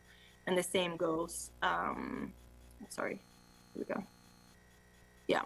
So we're hoping that this will make it slightly clearer as of what the social responsibility entails. But this is once again something to more in depth separately. I think what is more interesting is to also look a little bit about what are we doing going forward. And I want to mention the sort of strategic shift that we've done since 2020 is that now sustainability is a core goal of the company. So it's one of the six prioritized strategic goals, where the notion is that Systembolaget is known to be at the forefront of sustainability and contributes to a better future. And this is interesting because it doesn't only say that we are supposed to be doing good things and doing the right things in terms of the climate and the people living on this world, but also that we are supposed to be talking more about it. We should talk more to our consumers about the challenges, but also all the good work that is being done, but also that we should be talking to other types of stakeholders, so producers, unions, NGOs, governments. What kind of engagement can we create to actually to reach this goal? And I think that's a very important part of this work to be done in discussion with others. So in terms of our long and sort of short-term goals, this is quite a lot of text on here, but I want to point out at least one of them. If you look at the environment for 2023, we have said that the packaging-related climate footprint should be reduced by 10% by 2023, which is quite ambitious. And I know I got the question prior to this session, you know, when Systembolaget decided to drive organic wine a couple of years ago, you set the ambition to have at least 10% of the assortment organically grown, and that we have now overachieved by far. I think now for wine it's something like 28% currently, which is amazing. And I think that the next organic really will be packaging. This is one of the key sort of focus areas going forward in terms of how we will assess what is sustainable and what is not sustainable. We're also seeing, if you look at the business line, that the entire range is traceable, meaning that we will actually know a lot more about where the different growers and different farms are behind the product.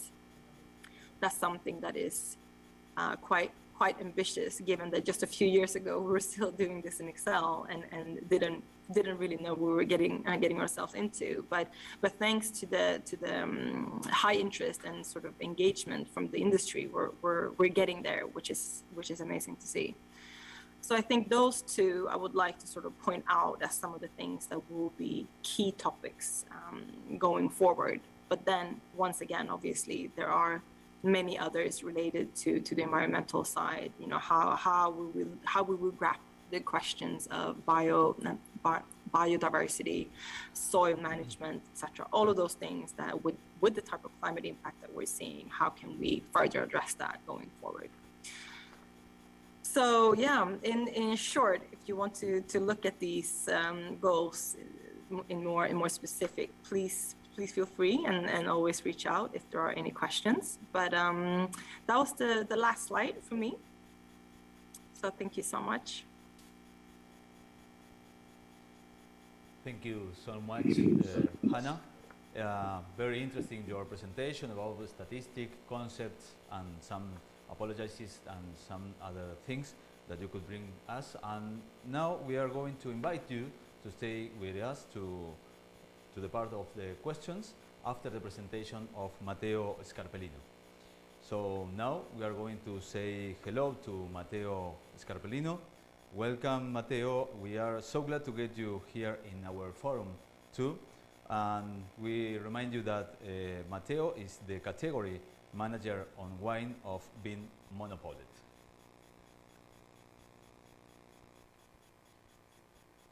Thank you very much. Thank you, everybody. Do you hear me? Yes, perfect. Yes, perfect. Then I share the presentation in full screen. Is it okay? Yes, it's okay, perfect. Perfect. First of all, I would like to greet everybody and say thank you for having invited Vimonopola to this event. I will present some key facts on Vimonopola very briefly, and then I will move to consumer trends related to sustainable wine in Norway and the current efforts and future outlooks for sustainable wines. The presentation will try to make it shorter than 30 minutes. And if there is something, please interrupt me because I see just the screen. So I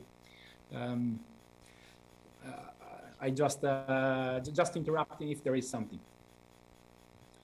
So who we are. Vimonopoly has 340 stores, approximately 2,000 employees. Last year, 2020, we have sold 115 million liters of wine, up 40% from the year before. We have 500 suppliers and 27,000 products at the moment. We also, as Sweden, we have the state monopoly, which means that we are the only one that can sell wines to consumers, to private consumers. And importers sell wine to us. And then, of course, there is also the market of hotels and restaurants and HoReCa, which importers sell direct to. But we have approximately 90% of all the volumes of what is sold in Norway and drunk in Norway. Sustainability is one of our top priority and one strategic goal throughout the supply chain. So we see that, I just move this one. We group it in 4 main priorities. Is decent work, is smarter solutions for the environment and climate. Then there is a good inclusive workplace for us, for the employees of the organization.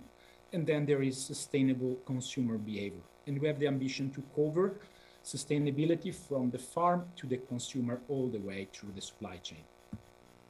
We, of course, follow the United Nations Sustainable Development Goals, but we see particularly 5 goals of this one, where we have the greatest opportunity to make a difference. And they are number 3, good health and well-being, number 8, decent work and economic growth, number 12, number 13, and number 7.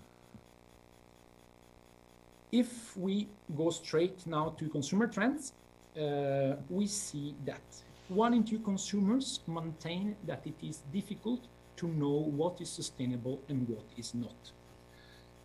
Sustainability is very much is a word that is very much used, but at the end of the day, consumers seem to have difficulties in pinpointing what is actually sustainable.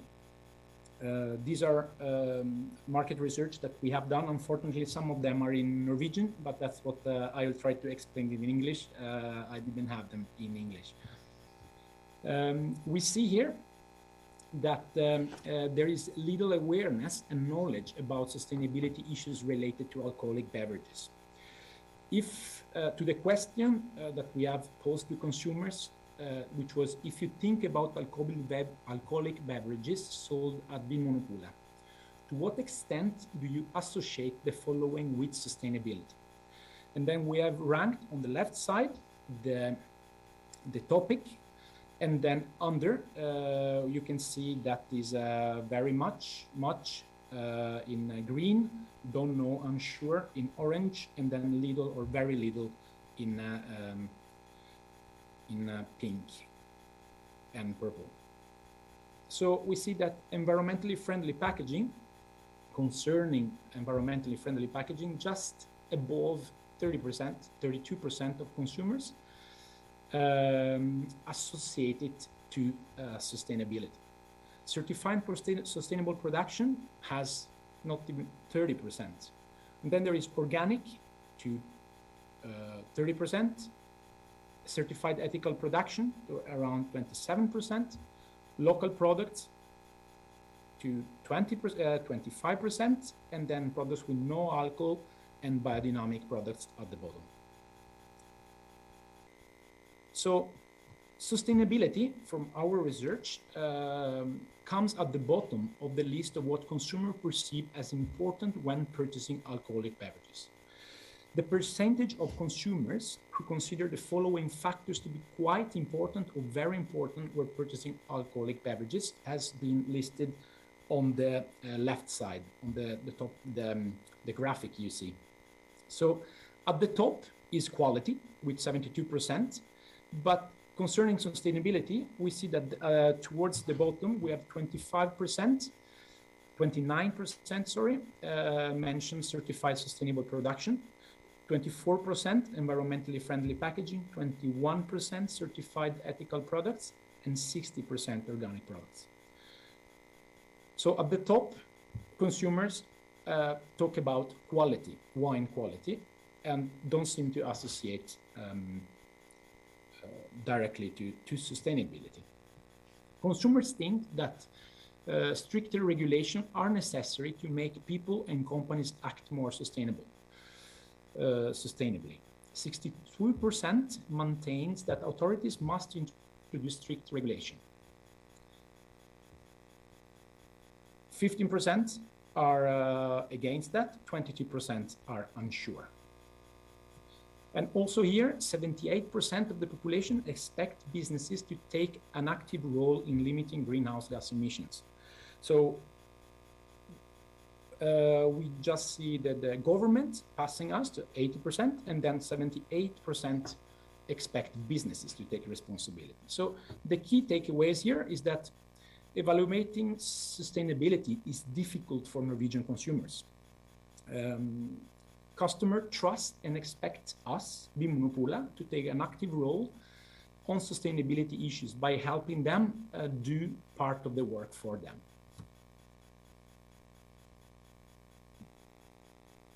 For what concerns the current efforts in regard to sustainable wine and future outlooks, we may say that we have our overall scope to reduce by emissions in scope 1, 2, and 3 of greenhouse gases by 40% within 2030, considering the base year 2018, which is basically in line with the EU goals of 55%, because the base year there is 1990. So we are talking about the same values, which translated to a year improvement. This would be around 5 to 7% reduction every year in our emissions. When considering the CO2 footprint of wine, we have made a life cycle study together with our colleagues in Sweden, Finland, and Iceland, and we see that agriculture stands for 24% of the CO2 footprint for wine, carbon footprint. Beverage production is 18%, transport 4%, and retail 11%.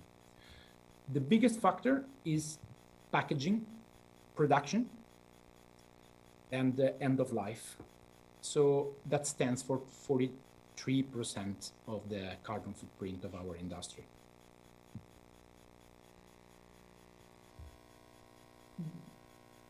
When we look at what we do in the environmental policy, our environmental policies, we cooperate strongly with the other monopolies in Sweden, Finland, and Iceland, and we have a Nordic monopoly environmental cooperation and strategy covering many of these issues. Our ambition is a fully transparent and environmental sustainable supply chain to benefit the environment and inspire people. That's the overall ambition that we have. And our core purpose is to minimize environmental impact by continuous improvement. We have grouped our action in 4 main topic areas, which is packaging, as we have seen, is the most relevant, as is the biggest carbon footprint. Then we have energy and emission. Then we have water, and then we have cultivation practices and biodiversity. And we have worked with these topics at different levels, from capacity building to product data goals and KPIs, basically research, common research, through supplier and consumer communications and dialogue with the supply chain, and then towards and working with risk assessment, as Hanna was mentioning before. In Sweden, we have a similar platform, and we use Maplecroft also to assess risk in the supply chain. For what concerns packaging, these are we have listed, we have had a life cycle study of the impact of packaging. And we have seen that here in the graph, you see the grams CO2 per liter for each packaging type. And we see that on the left side, you have standard glass with over 600 grams CO2 per liter, followed by lightweight glass, one which is slightly over 400 grams per liter, so 1/3 less. And then we see gradually aluminum cans, PET, PET with deposit. We have a deposit system that works very well. So we see that the effect of recirculating plastic is actually has a real impact on the carbon footprint. And then we have pouch, fiber, and bag in box as the most climately, environmentally friendly packaging types.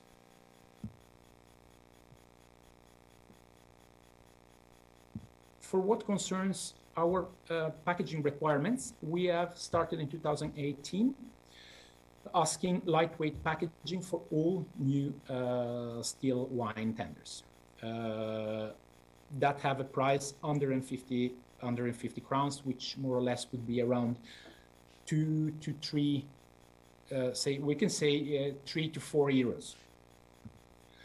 Then in 2019, we have asked for all new aluminum cans and PET bottles, PET bottles, to be connected to the deposit system. In 2020, we started asking lightweight packaging for all new wines when possible. And in 2021, now we are started working with recycled materials, meaning the amount of recycled material in the virgin products that we buy. And together we are trying also to assess if there are some requirements that we can implement in the existing assortments, whether at the moment we are just asking for this packaging type for new tenders and new offers. Then on the production side, we work with water, cultivation practices, energy and emissions. And we have then some parameters. We follow the certifications for sustainable production, and we also recognize Bodegas de Argentina. We have done it since 2019.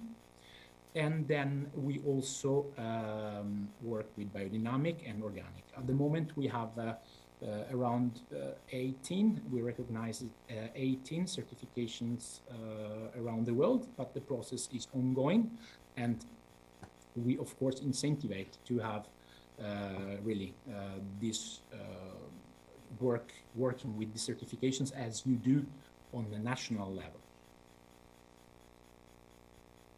So our goal for the future wine tenders is that all future wine tenders will, if possible, require environmentally friendly packaging and or certified sustainable wines. So that's our idea. That's where we want to go. It's not always possible for us to do that, but we would like to go in that direction. And then, of course, we work with decent work in the supply chain.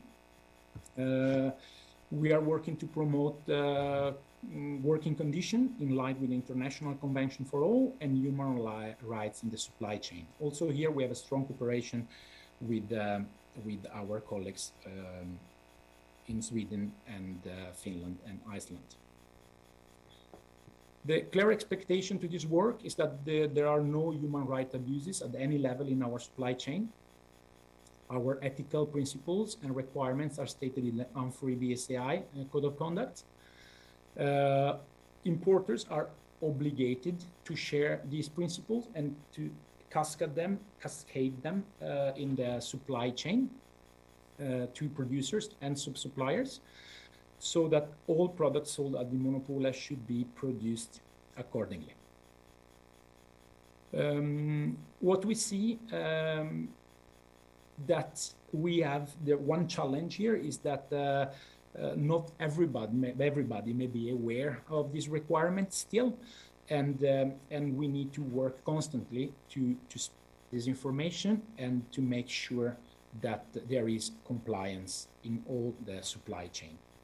The biggest risk that we see, that we have for you, also for producers in general, is this cancel culture, basically where there are accusations in media or somewhere of human rights abuses in the supply chain, then retailers just cancels the order.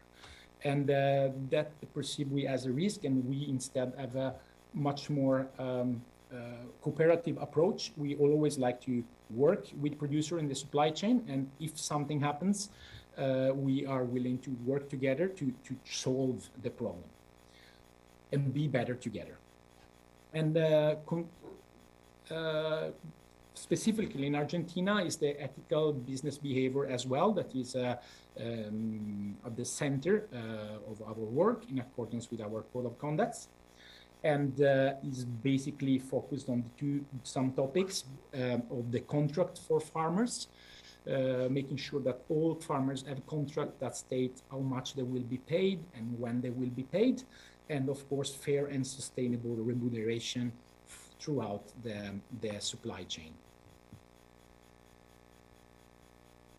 Solutions are like capacity building opportunities in Argentina offered by UNFRI BSAI, courses for wineries and sub-suppliers, learning about how to monitor your supply chain on human rights issues, and grape growers forums.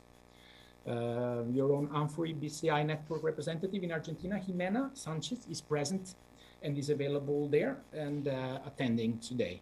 But also whatever if there is something, it's also always possible to contact us. We are very willing to help. So we also think that, of course, transparency is essential in everything we do. We want to help the industry and to work to build up a very good and positive culture. So we also what concern pricing. So here we see that transparency on needed changes and costs should be communicated so that the end retailer is aware of the changes eventually needed on our side with regards to pricing. So when we publish a tender, please read our tenders, and with the prices that we have, the importers should communicate the imports prices. And if you feel prices don't match, just contact us. We feel that we appreciate the feedback, and we are working on your side to make the industry, to have an industry that is sustainable. So the key takeaways to sum up: in the future, Vimonopoly may require products to have a certification to prove more sustainable production, more environmentally friendly and lightweight packaging, a focus on circular material use, so to promote circular economies, production that increasingly reduce greenhouse gas emissions and pollution, and evidence on decent working condition in all the levels of the supply chain. Thank you for your attention. This was my last slide. Thank you very much, Mateo. Very, very interesting, your presentation about packaging, about consumer, about decent work. Surely we're going to have some questions for you. And now is the moment of the Q&A part of this block of the sustainability. So we invite Luis, we invite Hannah too, and we are going to invite Andrés Valero from Grupo Avinea, from Bodega Argento, sorry, winery, Argento Winery, who is going to moderate the questions. Welcome, Andrés. Muchas gracias, Walter. Thank you very much, Mateo, and Hannah and Luis for your presentation. First, voy a hacer un pequeño resumen más en español. Bueno, Luis nos habló del rol del protocolo y la evolución que ha tenido el protocolo de sustentabilidad de Argentina a lo largo del tiempo y el reconocimiento que ha tenido. Vemos que Hannah nos contó un poco del perfil del consumidor sueco y las tendencias de sustentabilidad, también la metodología de análisis de riesgo que ellos hacen para identificar cuáles son los aspectos de la sustentabilidad que le interesan por país, asociada también a ese mapeo que ellos hacen de los productos que están listados en el monopolio.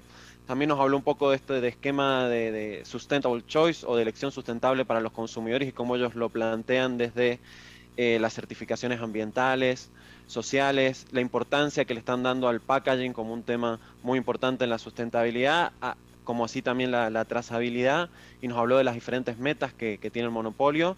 Por su lado, Mateo nos contó de qué motiva a los consumidores noruegos al momento de comprar alcohol y el rol que los consumidores esperan de Vino Monopolen al momento de encarar la sustentabilidad.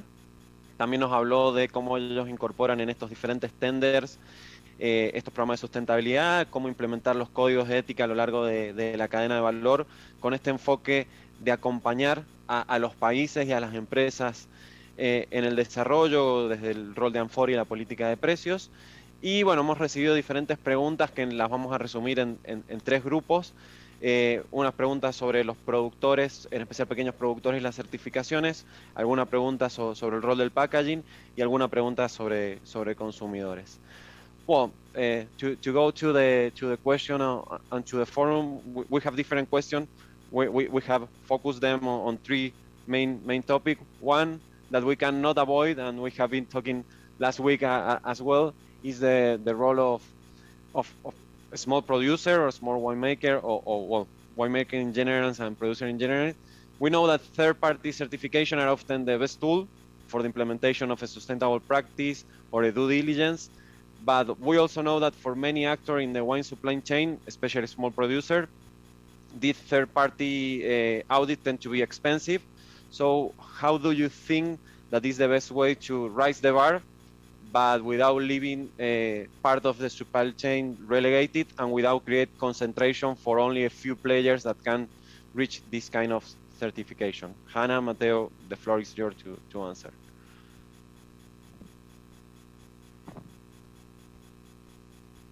I don't know if you want me to start, Mateo, or if you want to go first. Please start. Yeah, no, but I think, Andres, it's a very, very relevant question and something that I think all of us have been sort of struggling with in the past. How do we do this in a way that is truly sustainable, meaning that everyone can join?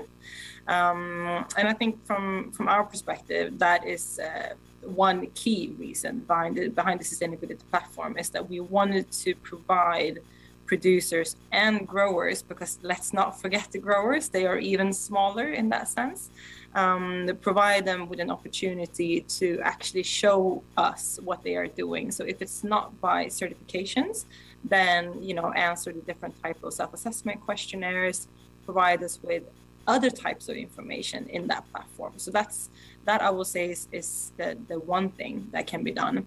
And then I think more on like a future sort of, or looking into the future, I should say, is probably the importance of trainings, as Matteo mentioned, for producers to also take part in trainings. How do you showcase that you have done so? Is that something that we can build on as well?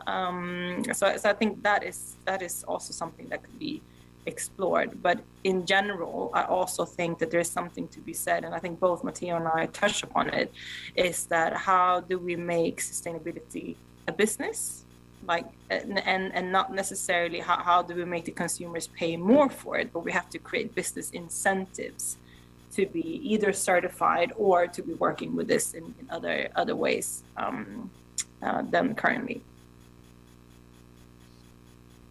I agree with what you say, Jornada. The question is very interesting. I also think that through cooperation is possible to achieve very much. Through cooperation between us retailers and monopolies, in a way to somehow align our requirements as much as possible to create less work. Then there is also an opportunity for cooperations among producers and suppliers to be able to scale and improve the processes. And in this, I also think that investment from our side and from the supply chain in general, with through investment in innovation and continuous improvement in processes, may make it easier with time to have transparency and be able to report on transparency without having necessarily very high costs. Will be something that will be more affordable. We are working to do that. I think that was an excellent feedback, and it's definitely a point that we should work all together in order to get a sustainable supply chain. Another thing you raised awareness was about packaging. Well, the whole Northern Monopoly have done an excellent job analyzing environmental impacts on one packaging, well, or the LCA. I'm very fanatic of all the LCA that you have done. But however, we think sometimes for companies here in Argentina, filling in low impact packaging as bag-in-box, pouch, cans, generally require we package abroad, so we fill abroad. So this type of practice may generate a possibility of losing local jobs. So when you evaluate this kind of aspect, how do you evaluate this trade-off between some social aspect of sustainability with some environmental aspect of sustainability?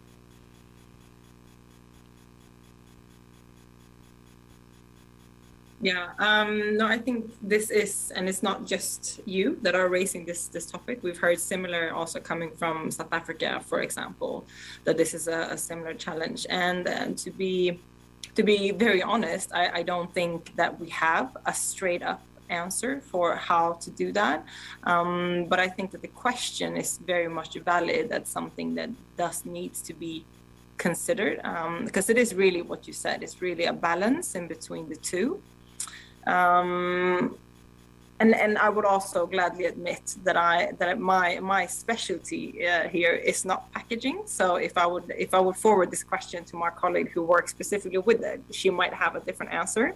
So I would like to, come back with that and see if there is more specific, like a specific standpoint from our side, and I will gladly give you that afterwards. But in general, very much heard it from other countries, and something that needs to be considered, if we're doing this in a global big scale.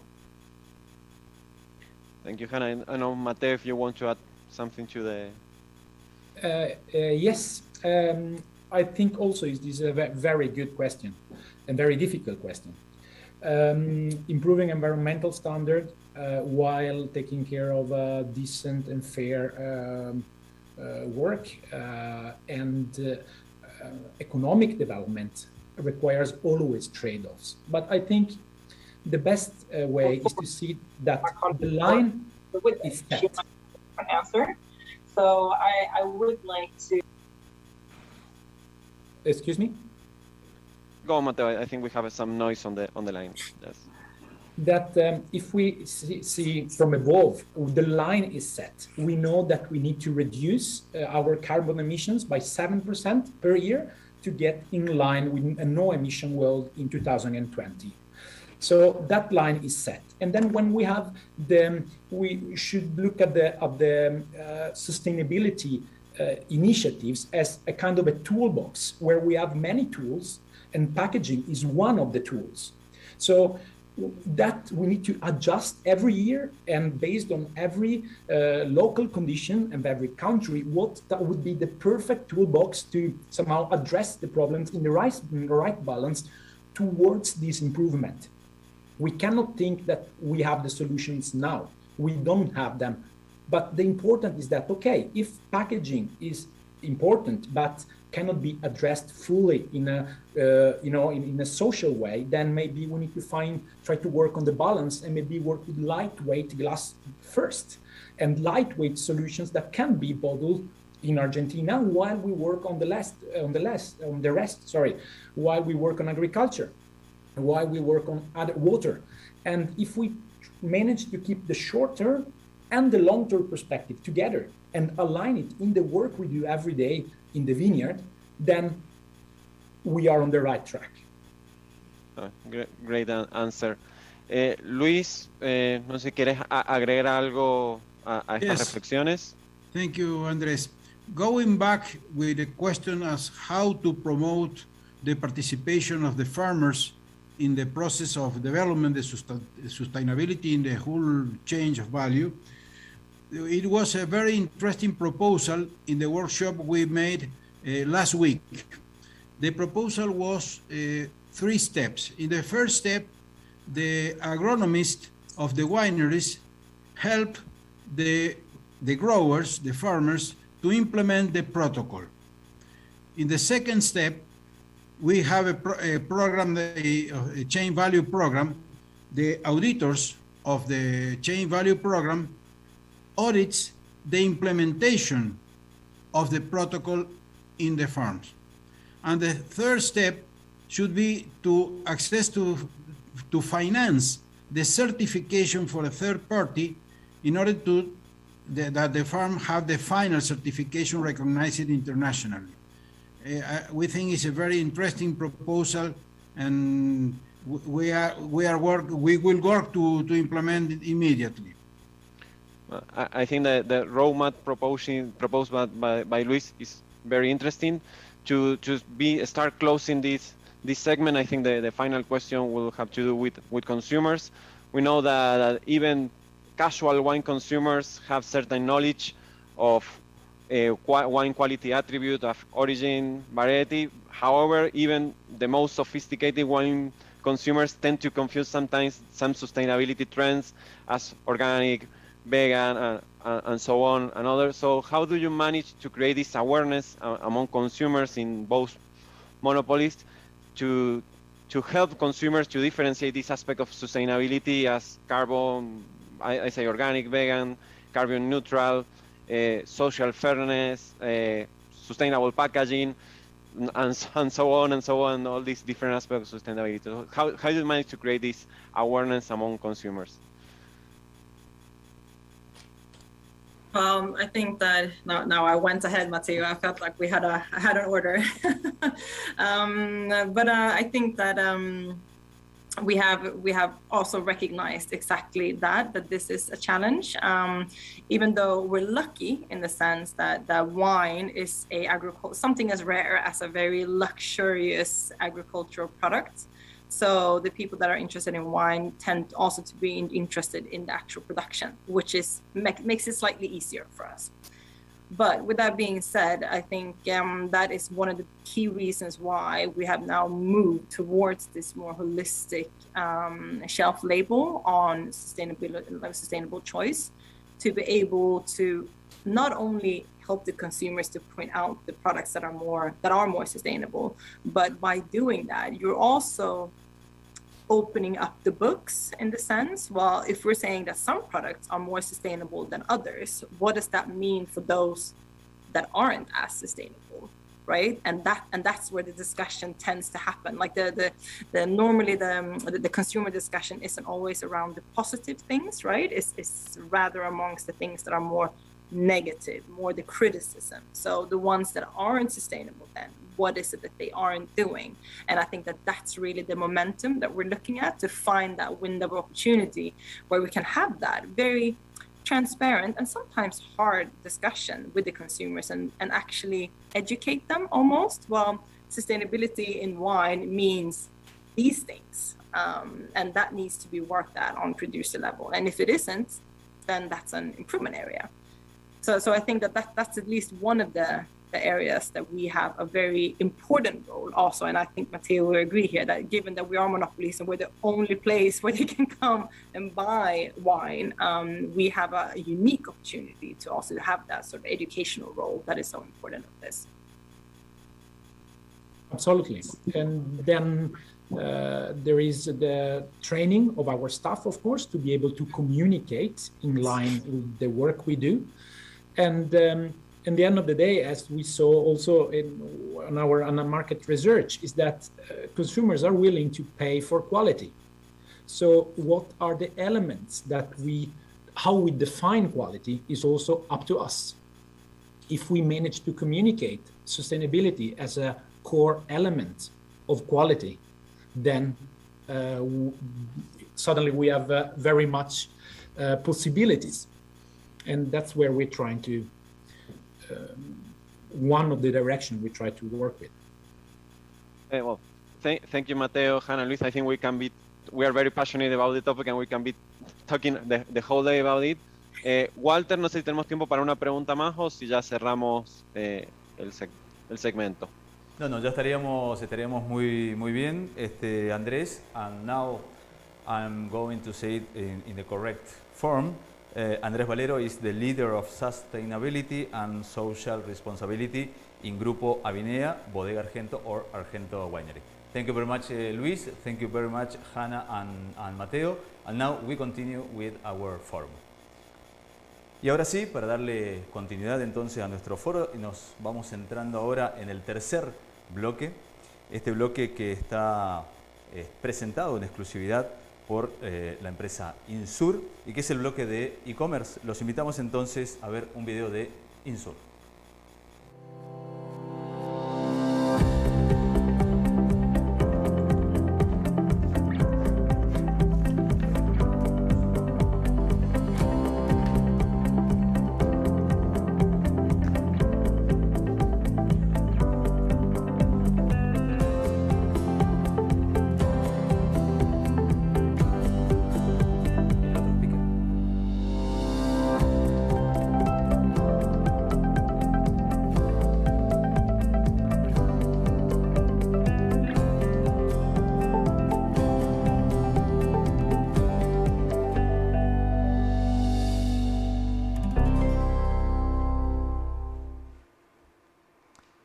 Bueno, perfecto. Y entonces, gracias, empresa Insur. Vamos dándole la entrada y la bienvenida ahora a nuestro próximo expositor de este bloque de e-commerce. Y él es Rogério Salume, quien es fundador de wine.com.br. Bom dia, Rogério. Nós estamos muito agradecidos de contar com você neste fórum. Bom dia, pessoal. Bom dia a todos. Vocês estão me ouvindo bem? Tudo bem, tudo perfeito. Sim. Vou falar em português, vou falar de forma calma para que todos possam compreender. Tá? Qualquer coisa é só a gente parar aqui e ir ajustando. Gostaria muito de agradecer o convite, principalmente ao Ramiro, um grande amigo que me fez uma ligação há 2 meses atrás, convidando para participar aqui desse bate-papo, desse fórum bastante seleto, né, de pessoas envolvidas no universo do vinho, universo esse que eu sou apaixonado, que eu já trabalho há 25 anos, e desses 25 anos, 20 fazendo e-commerce de vinhos no Brasil. Então, vou fazer uma breve apresentaçãozinha da história, muito rápida, da história da Wine, um pouquinho do que aconteceu com a pandemia, o que a gente está entendendo como próximos passos da digitalização do e-commerce de vinhos no Brasil, para poder dividir com vocês. E aí a gente vai ter um tempo para perguntas. Uma coisa importante é que eu não vou trazer números de importação, números de mercado, porque eu acho que todos com certeza têm acesso a essas informações. Basicamente, são poucas empresas que geram essas informações e todos nós temos acesso a esses números. Eu vou dedicar mais tempo na construção dos pilares que fazem diferença da distribuição de vinhos no Brasil né, e acredito que podem ser replicados no mundo todo. Então, vou compartilhar minha apresentação com vocês aqui para a gente poder começar.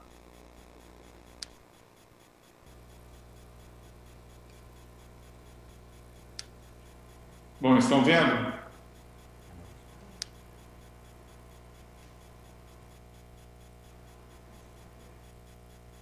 Sim, perfeito. Ok, então vamos lá. Bom, pessoal, como eu disse aqui, eu vou passar por 4 temas para dividir com vocês, que é a história do e-commerce de vinhos no Brasil, o impacto da pandemia nas vendas de vinho online, tendências depois da pandemia com relação ao e-commerce, e o que é que a gente tem estudado, aplicado e como nós estamos vendo o futuro do e-commerce de vinhos no Brasil. Tá? Para falar um pouco de história de e-commerce, principalmente de e-commerce, digitalização, vendas pela internet de vinhos no Brasil, eu tenho que falar um pouco da minha história, porque eu fui o pioneiro nesse comércio no Brasil em 2003, né? Estou falando da época do fax e comecei a vender vinhos pela internet no Brasil em 2003. Então, naquela época, tudo era muito novo, era tudo muito difícil. O Brasil é um país enorme, né? Com muitos problemas de logística, mas lá em 2003 eu resolvi encarar esse desafio como propósito, como um projeto de vida, e tenho muito orgulho de ter contribuído para a história do e-commerce de vinho no Brasil, bem como o desenvolvimento da indústria do comércio de vinhos no Brasil, que naquela época, quando eu comecei, estava em torno de uma garrafa per capita, né, por ano, maiores de 18 anos no Brasil, ou seja, os brasileiros maiores de 18 anos consumiam uma garrafa de vinho por ano, 750 ml. Hoje, nós estamos praticamente beirando os 3 litros de consumo per capita maiores de 18 anos no Brasil. Está entre 2,8 e 2,9. Isso falando de mercado nacional. Se a gente fizer uma análise somente dos clientes sócios da Wine, a gente tem um consumo per capita maiores de 18 anos no Brasil de quase 60 litros de vinho. Ou seja, essa forma de se relacionar, de vender o vinho, de tratar os clientes, está se comprovando ser correta. Mas essa história começou, né, com uma bicicleta, né? E esta bicicleta aí, que é uma bicicleta de uma prima minha, eu sou baiano, eu nasci no interior da Bahia e vim para a Vitória, no Espírito Santo, que é onde eu estou agora. A Vitória fica ao norte do Rio de Janeiro e ao sul da Bahia, na costa do Brasil. E eu vim para cá convidado por um clube de natação, eu fui atleta profissional, para nadar e defender esse clube aqui em Vitória. E cheguei aqui em 1989. E aí, naquela época, eu também já queria trabalhar, estudava e tal, mas eu não tinha condições de ter um carro. E comecei a minha profissão, que é a que eu tenho até hoje, que é de vendedor. Eu sou um vendedor, eu sempre vendi na minha vida. E comecei vendendo nesta bicicleta emprestada da minha prima, onde eu botava os produtos nessa cestinha na frente e saía rodando a cidade toda para tirar pedido e vender. E nesta primeira etapa, o que eu vendia era doces, chicletes, gomas, era isso que eu vendia. E ficava rodando e vendendo para as padarias, para os restaurantes, para os bares. E aí fui evoluindo e fui percebendo outras oportunidades. E depois de um bom tempo, já formado, né, mesmo ainda continuando a ser vendedor, eu entrei num segmento que é de vendas de bacalhau, azeite, e foi aí que eu encontrei o vinho na minha vida. Nesse momento, quando eu comecei a representar esses 3 produtos, eu comecei a estudar sobre eles. Essa é uma característica que eu tenho, eu gosto muito de ler e de estudar os produtos que eu vendo. Então, eu estudei muito sobre o bacalhau, estudei muito sobre os azeites, estudei muito sobre os vinhos. E desses três, que são produtos que eu adoro, né? Adorei vender, adorei trabalhar com eles, o vinho me marcou muito. A história do vinho, né? As famílias envolvidas no mundo do vinho, gerações e gerações, percebi que o vinho está presente em praticamente todos os momentos de celebração da humanidade, e isso foi me chamando a atenção e eu fui mergulhando cada vez mais neste universo. E com isso, tendo mais condição de vender, tendo mais condições de falar sobre, comecei a dar algumas palestras sobre o universo do vinho, sobre regiões do vinho, mesmo sem nunca ter visitado uma região produtora de vinho. Mas eu estou falando dos anos 90, 1996, 97, 98. Eu nunca tinha viajado para fora do Brasil para poder fazer uma visita a uma vinícola, mas eu lia muito, eu estudava muito e passava esse conteúdo para as pessoas. Até que no ano 2000 e 2001, eu já tinha me formado, sou jornalista de formação, fiz uma pós-graduação, um MBA em marketing e um MBA em finanças, e aí a minha cabeça começou a esquentar e eu vi uma grande oportunidade de empreender. E foi no ano de 2001 que eu resolvi deixar a função de vendedor executivo de uma grande companhia no Brasil para poder montar o meu próprio negócio. E aí eu criei uma empresa focada e dedicada ao vinho, onde eu comecei a representar no estado do Espírito Santo uma importadora que estava nascendo em 2002, que era a Decanter. E aí, através da Decanter, eu comecei a ter mais acesso ao universo do vinho, a degustar produtos, a falar com pessoas mais experientes e a fazer as minhas primeiras viagens à Argentina, ao Chile e a Portugal. E isso, para mim, foi o grande fechamento na minha cabeça de que eu tinha ali um projeto grande que era ajudar os brasileiros a conhecer mais sobre o vinho e, principalmente, democratizar o consumo de vinho no Brasil, que naquela época era muito elitizado. Só pessoas ricas tomavam vinho, só pessoas que tinham conhecimento tomavam vinho, só pessoas que poderiam ter uma taça, um copo de cristal, poderiam tomar um vinho. E aquilo me incomodava muito, porque no mundo não é bem assim.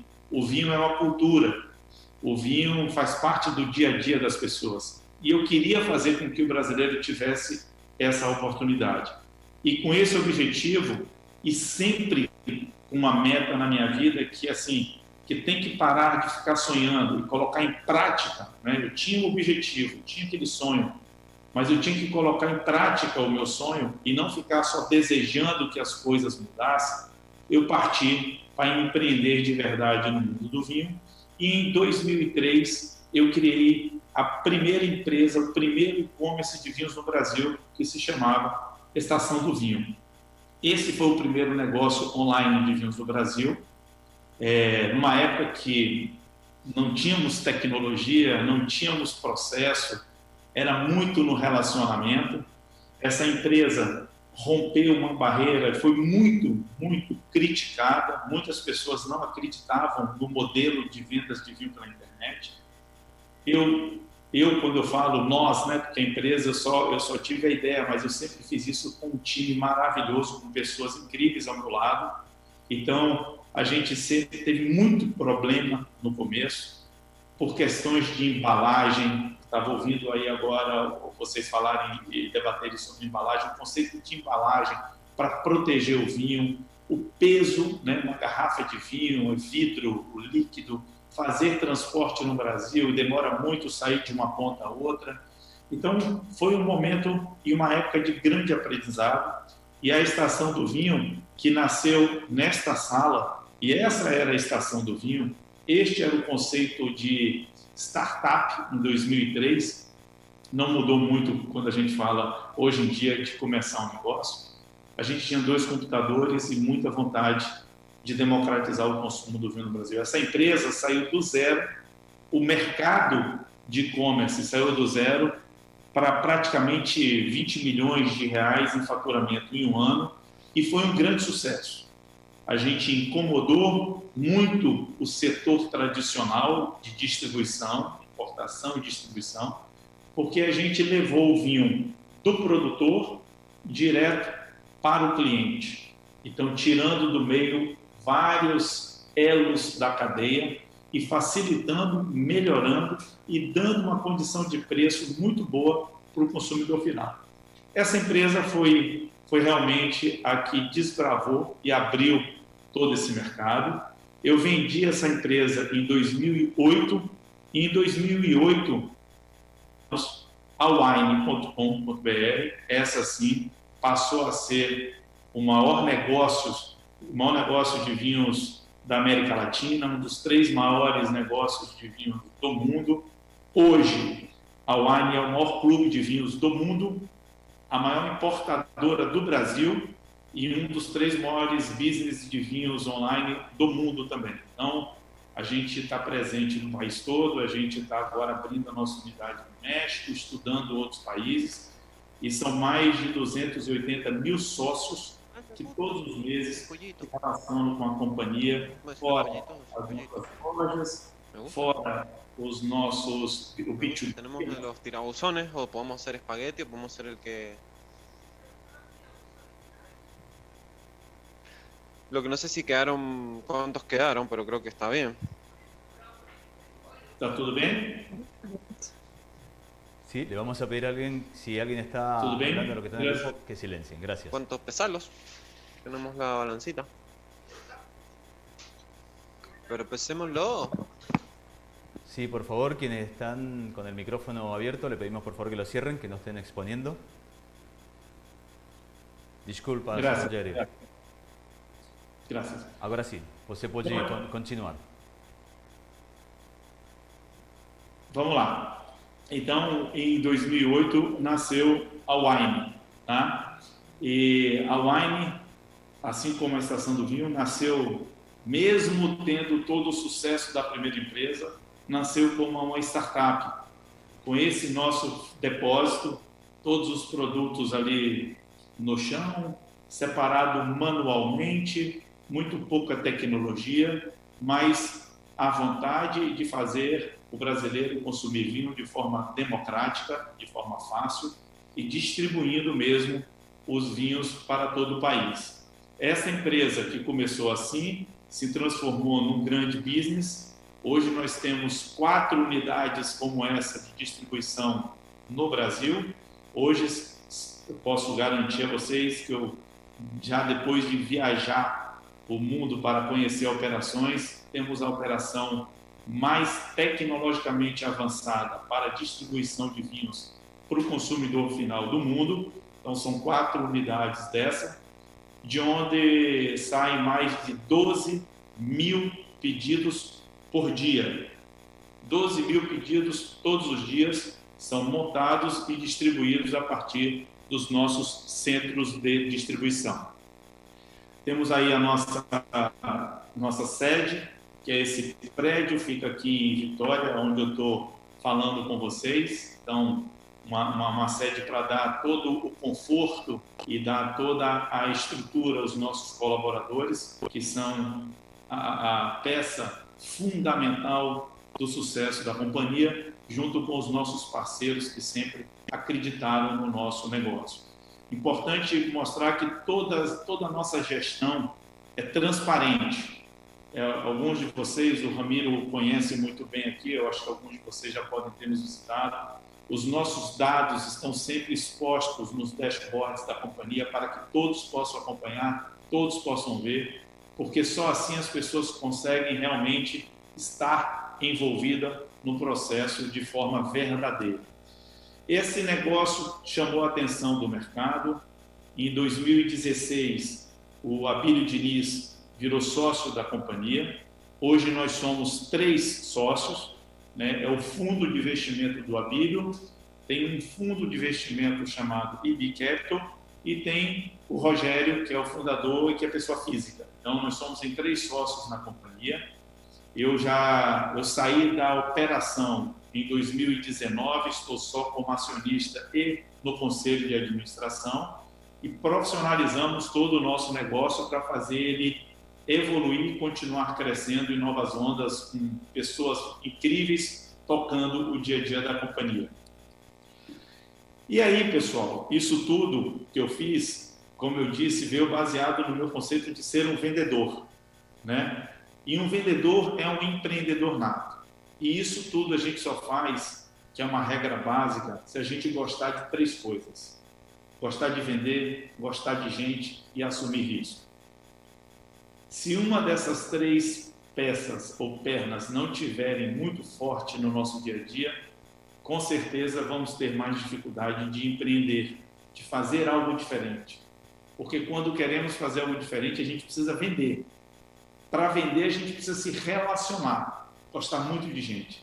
E para vender e se relacionar, tem que acreditar que vai crescer. Aí tem que correr risco, investir e ver, né, acreditar mais do que todos que as coisas vão dar certo. Isso tudo foi um pouco da história da Wine, por isso que eu disse que confunde um pouco com a minha passagem aqui, né, porque nós começamos em 2003. Estava tudo muito lindo, tudo muito tranquilo, quando em 2020 veio a pandemia. E essa, sim, afetou a todos nós no mundo, né? Infelizmente, muitas pessoas se foram, infelizmente, muitas empresas sofreram, tiveram que fechar, e por outro lado, muitas empresas tiveram grandes oportunidades de vender mais, se estruturar ou aproveitar, entre aspas, ou aproveitar no sentido mercadológico, o momento. E a Wine, uma empresa de e-commerce que é focada em fazer o delivery para a casa do seu cliente, estava preparada para viver nesse momento.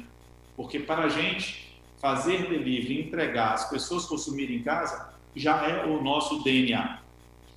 Então, com a pandemia, os negócios da companhia cresceram muito. Cresceram muito porque, primeiro, as pessoas passaram a consumir mais dentro de casa. Segundo, o consumo que era no restaurante passou a ser dentro de casa. As pessoas não deixaram de beber, no caso do vinho, porque não estavam indo mais ao restaurante. Passaram a fazer as coisas em casa. Então, quem consumia uma garrafa por semana passou a consumir 2, 3 por semana em casa. E a gente foi a empresa que estava preparada para poder entregar esse produto, entregar essa oportunidade para os nossos clientes. E foi um ano de crescimento muito, muito acentuado. Além disso, um ano de aprendizado, porque a pandemia nos trouxe uma reflexão de que, por mais que esteja tudo certo, pode estar tudo comprometido daqui a 1 hora. Então, temos que estar preparados com um time focado na velocidade das mudanças e das oportunidades. E aí vem 2021, que nos traz uma nova oportunidade de mudança. Estamos finalizando a pandemia, mas estamos agora precisando fazer de novo as coisas acontecerem. Como é que a gente vai fazer acontecer? Onde que nós temos que melhorar? Onde que não demos atenção no passado que precisamos focar agora?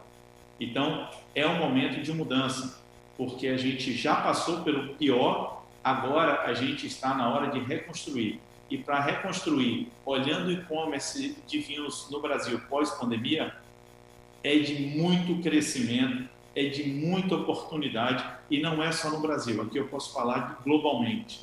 Globalmente, as empresas que estão preparadas para atuar no e-commerce, para ser parceiro de empresas de e-commerce, para fazer os seus produtos chegarem na casa dos seus clientes de forma mais rápida, vão liderar o crescimento e vão liderar essa indústria. A gente tomou grandes decisões, e eu já vou mostrar para vocês, mesmo sendo uma empresa full commerce como nós somos.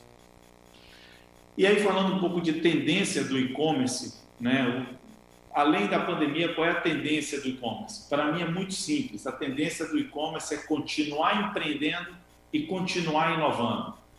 Porque quando a gente fala de venda digital, quando a gente fala de e-commerce, quando a gente fala de aplicativo, de delivery, a gente parte do princípio que todos têm sistema, todos têm tecnologia, todos têm os seus contratos, porque isso são produtos e processos de prateleira. Qualquer um pode comprar. Qualquer um pode ter um site, qualquer um pode ter um aplicativo, qualquer um pode ter uma venda digital. Mas como você vai fazer este canal ser realmente um canal diferenciado, você precisa inovar e empreender. Então, a gente tem assim um cenário muito propício para isso. Nós estamos muito mais conectados, uma variedade de opções mundiais incríveis. A diversidade é uma coisa que não se discute mais, o respeito às diversidades, o respeito ao que cada um quer, pensa e age. Informações cada vez mais abundantes, incertezas. O mercado é dinâmico. É tão dinâmico que vou dar um exemplo, eu acho que todos aqui ouviram falar do Round 6, né? Essa série do Netflix que foi um estouro no mundo. Lá no Round 6, as pessoas usavam tênis branco. Em 48 horas, acabou o tênis branco no mundo. Acabou, ninguém conseguia comprar mais tênis branco. Já pensou se a gente tem, numa série como o Round 6, um vinho sendo degustado e as pessoas falando muito bem? Acaba, é um negócio muito potente, o mercado está dinâmico, as informações estão muito rápidas e a competitividade está alta. Então, como que a gente se prepara para isso? Entendendo que não é porque somos menores que não vamos conseguir o nosso lugar. Pelo contrário, a gente, na hora que vê uma grande corporação dominante, a gente pode olhar para ela e falar, bom, eu consigo ser mais rápido, eu consigo ser mais eficiente, eu posso errar e acertar mais rápido, então eu consigo crescer nesse universo cheio de novidades e cheio de novas dinâmicas.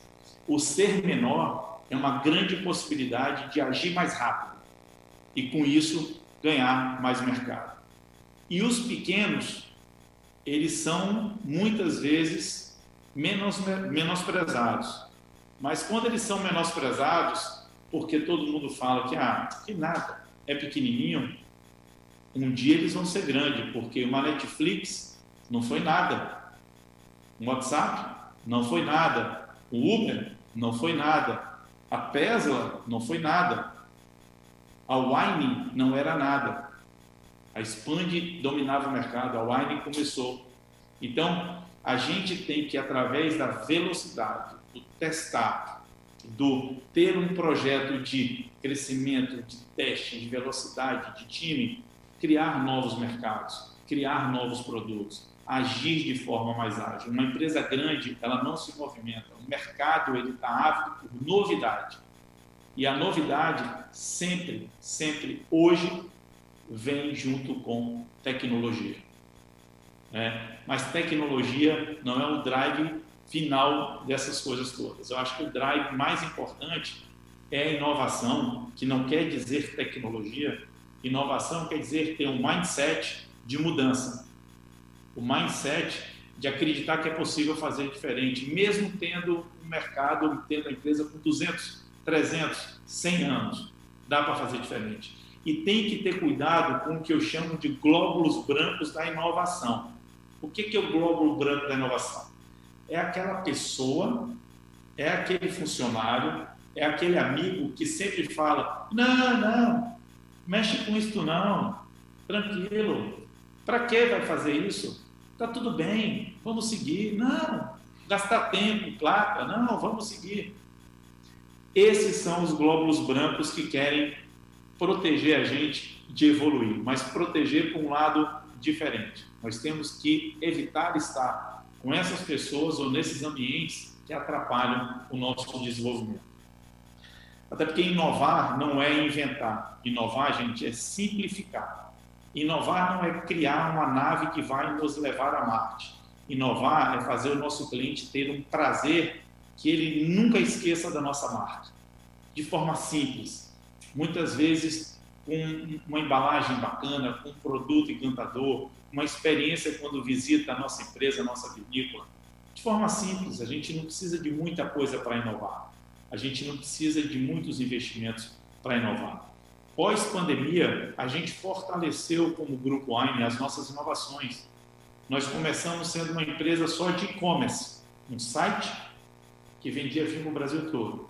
Viramos um negócio de clube. Criamos uma unidade de eventos que hoje tem 1.400 embaixadores no Brasil todo fazendo venda direta, porta a porta. Temos o B2B, estamos crescendo com nossa unidade de B2B, acabamos de adquirir a Cantu. Temos o nosso app, que é uma verdadeira plataforma de relacionamento, cashback, pontuação, informação, conteúdo. Estamos com 14 lojas no Brasil e o nosso projeto é ter 100 lojas para transformar para o nosso cliente a experiência de forma física e para ser um ponto de expedição logística mais rápida. A loja faz parte do conceito de omnicanalidade. Temos que estar preparado para o cliente comprar onde ele quer, na hora que ele quer e através do canal que ele quer.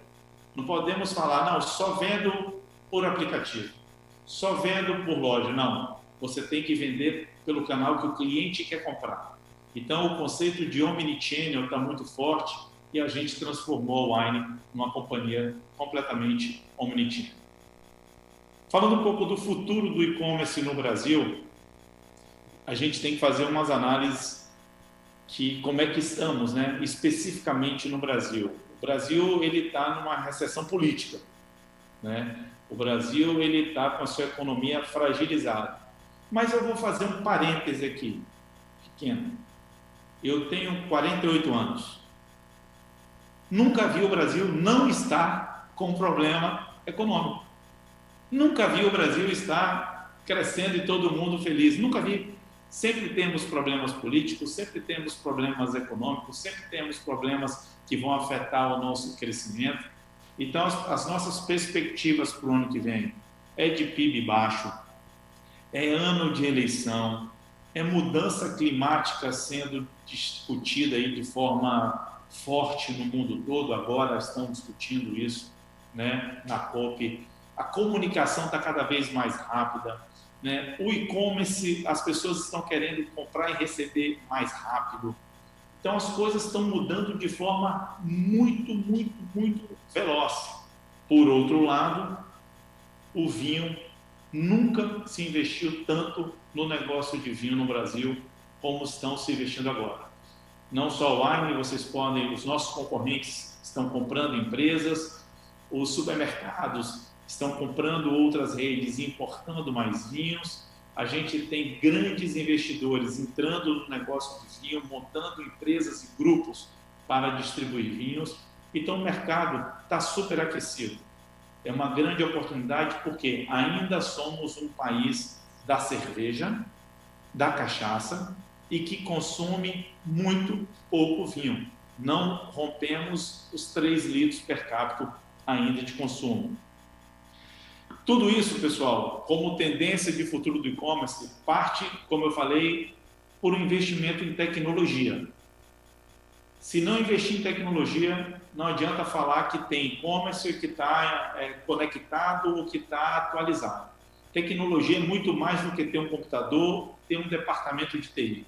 Tecnologia é pensar inteligência das coisas, mobile, nuvem, inteligência artificial, voz, né? A voz, a venda por voz está crescendo no mundo de forma exponencial. Já foi o tempo das pessoas ficarem no computador, as pessoas vão chegar em casa e vão falar: eu quero uma sugestão para um bom Malbec hoje, porque vou fazer uma carne para os meus amigos. E o assistente ali de voz vai dar 2, 3 sugestões e vai fazer o pedido online e a pessoa vai receber em casa em 1 hora o seu pedido. Isso tudo gera dados. E dados é o nome do jogo. Quem tem dados tem informação. E quem tem informação tem mais possibilidade de prever as curvas que teremos pela frente ou criar as avenidas de crescimento que nós temos. Pensar fora da caixa não é mais um desejo. Pensar fora da caixa é uma obrigação. É uma obrigação de todo empresário, de todo empreendedor, de todas as empresas. E já indo para a parte final para a gente poder bater um papo, pessoal, stop talking, start doing. Vamos parar de ficar falando e vamos fazer. Essa é a minha mensagem. Muitas pessoas querem fazer, querem construir, têm um sonho, mas não fazem. Ficam achando que é difícil, ficam achando que é caro, que é complicado, que precisa investir milhões. Começa devagar, mas começa. Vai aprendendo e vai fazendo. Foi assim que a gente construiu toda essa história no Brasil e é assim que grandes negócios estão acontecendo aqui no Brasil. Quatro pontos que eu queria também dividir com vocês. Cuide dos seus clientes. Cuide dos seus clientes. Eles que pagam a conta no final do dia. Eles têm que estar satisfeitos e felizes. Não somos nós que temos que estar, não, meu produto é o melhor e tal, não. É o cliente que tem que estar satisfeito.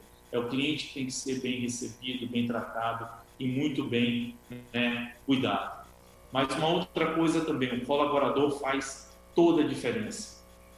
Sem um colaborador, não tem cliente feliz. Sem um colaborador feliz, não tem empresa de sucesso. Então a gente tem que contratar muito bem, acompanhar, treinar, mas valorizar as pessoas que estão trabalhando no nosso negócio. Olhar para os indicadores é mais importante do que olhar para a concorrência. Conheço muitos empresários que vivem olhando para a concorrência e os seus negócios acabam. Foca no seu negócio, olha para os seus indicadores, cria mais valor para o seu negócio, deixa a concorrência fazer a parte dela. Você tem que focar no que realmente importa. E qualquer decisão tem que ser a melhor para a empresa, não é para você se sentir melhor, que é um outro defeito que as pessoas têm, né, que é do ego. Não, vou fazer isso porque eu acho. Você analisou os dados? É melhor para a empresa? Dá para fazer isso acontecer? Então a gente tem que fazer realmente aquilo que é melhor para a empresa. E no final do dia, o que nós temos que ter muito claro é que sempre o fazer simples e bem feito faz a diferença. Fazer tudo muito simples, mas bem feito, faz a diferença. Por quê? Porque as empresas e as pessoas estão querendo fazer o muito complexo, sem ter condição de fazer, e acabam entregando algo que não para em pé, que não é o que o mercado está pedindo. Hoje, o que o mercado está pedindo é velocidade, relacionamento, qualidade, respeito e honestidade. Então, se a gente conseguir fazer isso, que são as coisas simples da vida, e entregar isso para o nosso cliente, a gente consegue, junto com as tendências, continuar evoluindo, continuar atendendo e, obviamente, investindo em tecnologia, investindo em time que faça análise dos dados, ter a visão do que pode ser o grande diferencial dos nossos negócios daqui para frente. Bom, 30 minutos, eu acho que foi o tempo aí que 25 me pediram para estar falando com vocês. Eu fico aberto aqui, que eu acho que é legal, para trocar mais algumas ideias e responder algumas perguntas. Muito obrigado, pessoal.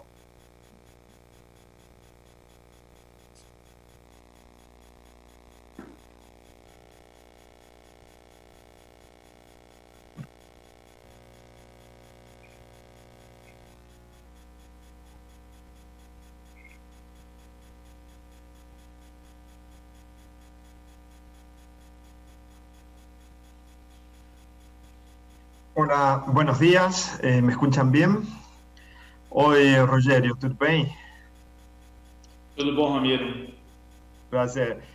Muito obrigado, Rogério, muito clara, muito didática a sua apresentação, achei bem interessante. Eu conheço a sua história, mas achei interessante que seja conhecida por sócios.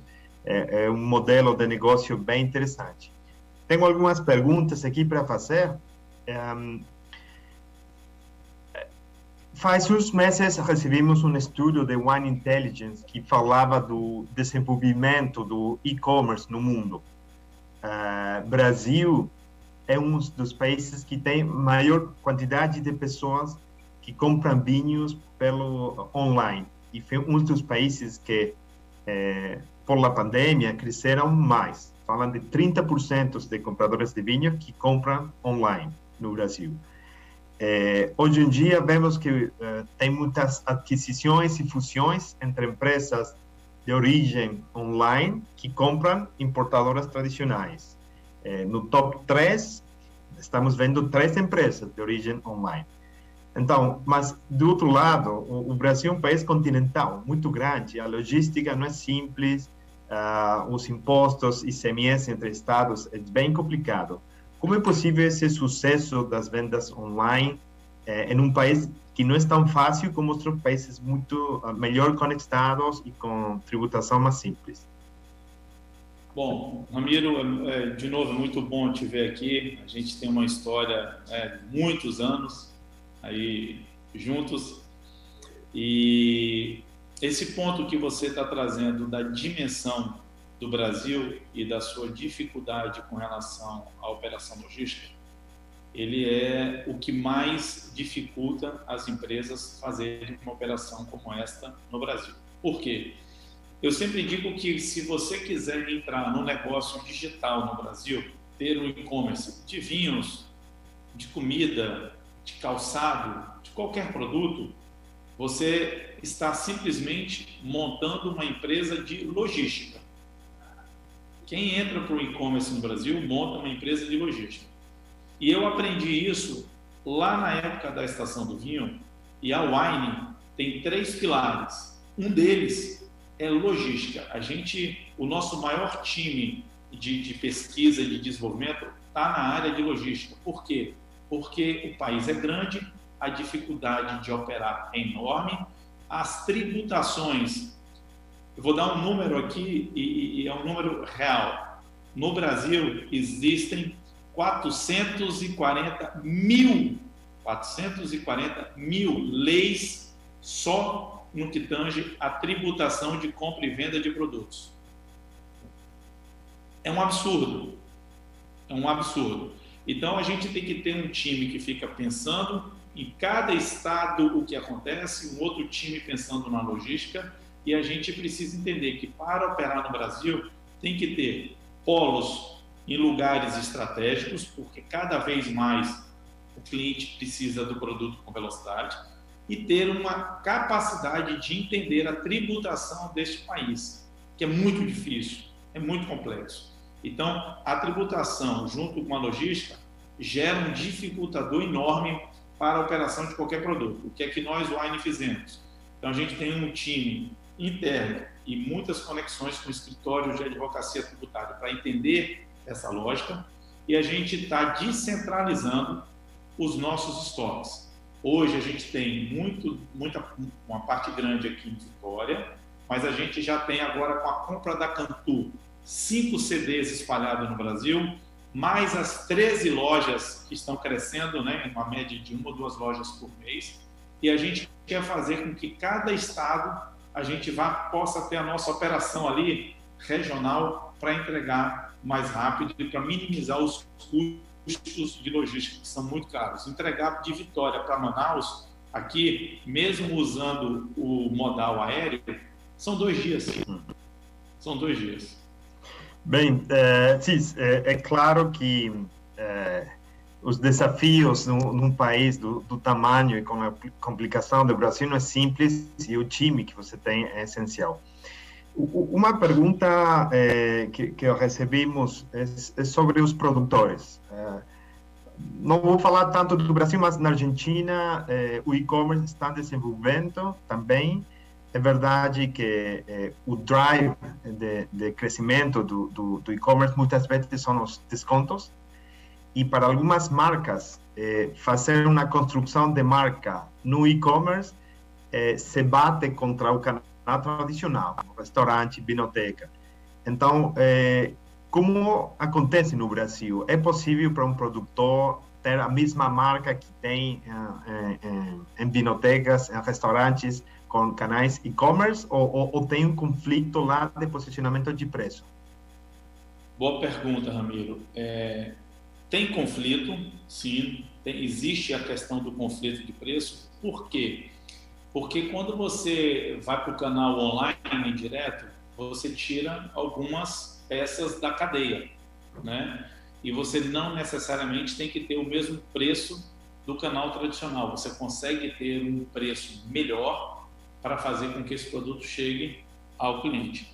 O que acontece de verdade no Brasil, de verdade com as grandes marcas, com as marcas que estão, as empresas que estão assim muito preocupadas na construção da sua marca, é que fica concentrado principalmente em São Paulo, no Rio de Janeiro, um pouco ali em Brasília, as suas vendas, os restaurantes mais finos, as lojas mais icônicas, fica ali em 4, 5 estados. Só que o Brasil são 28 estados, né? E aí você tem uma condição de venda no Nordeste, no resto do Sudeste, no Sul, no Centro-Oeste, incrível, que fica preso a esse posicionamento de preço, por exemplo, e que tem em São Paulo e no Rio. E aí você não consegue fazer com que o seu produto desenvolva de forma forte no Nordeste, por exemplo, que ele poderia ser vendido com um preço diferente e não afetaria nada nesses grandes centros. Mas aí você tem ali aquele conflito que é: eu quero estar em São Paulo, eu quero estar no Rio, tá, mas e o resto do Brasil? Nós temos produtos, Ramiro, que é vendido no Brasil todo, mas que não é vendido em São Paulo e no Rio, e que são líderes do mercado brasileiro. Líderes, porque a gente está falando de 70% do país que pode comprar. Então, é uma questão de acordo entre o produtor e o seu parceiro. Tem conflito? Tem. Mas dá para fazer um meio termo nisso aí e entender que não tem como chegar no consumidor final se a gente também precificar pelo restaurante. Não vai conseguir fazer isso, nunca acontecer. Está claro, bem claro. Obrigado, Rogério. Bom, temos um minuto. Vou fazer uma pergunta que pode ser difícil, mas eu que conheço bem a você, gostaria, se pode comentar a gente. O e-commerce não é novo. Existe depois de muitos anos, mas forte a tendência de e-commerce, sobretudo no vinho, no Brasil, tem uns 15 anos, mais ou menos, de desenvolvimento forte. Começou incipiente, hoje uma tendência é uma realidade forte. Quais são as novas tendências relacionadas à venda de vinho que hoje são incipientes, mas daqui a 10 anos você acha que vão chegar ao mercado brasileiro? O que você está olhando no futuro para a venda do vinho no Brasil? Ramiro, praticamente tudo que está acontecendo no mundo a gente está fazendo aqui. Né? Em termos de e-commerce em geral, o Brasil é um país muito avançado. Não só nas suas plataformas, mas na questão de meio de pagamento, segurança, logística, falando de todos os segmentos. Mas tem uma coisa que, assim, que vai ter que acontecer aqui, de forma muito rápida, que é a tendência do 1919. Vocês devem conhecer essa plataforma chinesa, né, que foi adquirida pelo Alibaba, e é uma plataforma que garante que você recebe o seu vinho na temperatura ideal em até 19 minutos. Por isso que é 1919. Então, para isso se criou uma rede enorme de parceiros, que são as liquor store na China, e que praticamente é uma em cada quadra. E aí você, pelo aplicativo, como Uber, 99, alguma coisa assim, a pessoa pede, a loja mais próxima entrega já na temperatura e aquilo ali está resolvido. Eu acho que a gente está indo para essa tendência, que é de entregar rápido o produto, né? Já quase pronto para o consumo, porque as pessoas cada dia mais vão morar nos centros, né? Em lugares menores, vai ficando mais caro, sem muito espaço para ficar armazenando as coisas. A gente está falando no Brasil, um país que tem 180 milhões de classe CDE, que está crescendo. Se a nossa economia melhora, todo mundo vai querer morar na cidade, todo mundo vai querer consumir. mas ninguém vai ter uma adega, ninguém vai ter espaço, então você tem que ser rápido. O aplicativo funcionando na palma da mão, que é a grande revolução, na Wine, 65% das vendas são pelo aplicativo. Eu estou falando de uma empresa de 1 bilhão de faturamento. 65% vem pelo celular. Então, é celular, velocidade e proximidade. Perfeito. Bom, muito obrigado, Rogério. Um futuro bem interessante. Você está fazendo acontecer. Obrigado pela sua participação. Achei bem interessante. Acho que todo mundo apreciou muito. Um grande abraço, Rogério. Walter, vamos, você pega lá. Obrigado, amigo. Obrigado. Obrigado.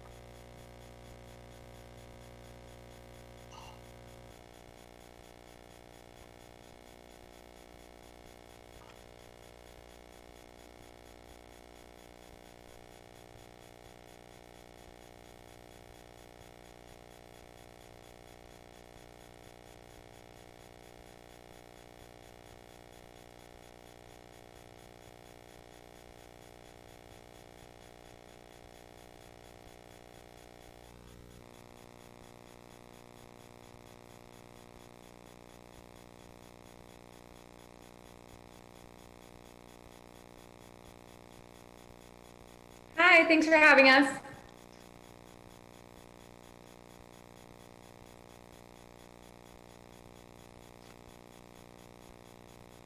Can you hear me okay? Okay, great. I'll go ahead and share my screen.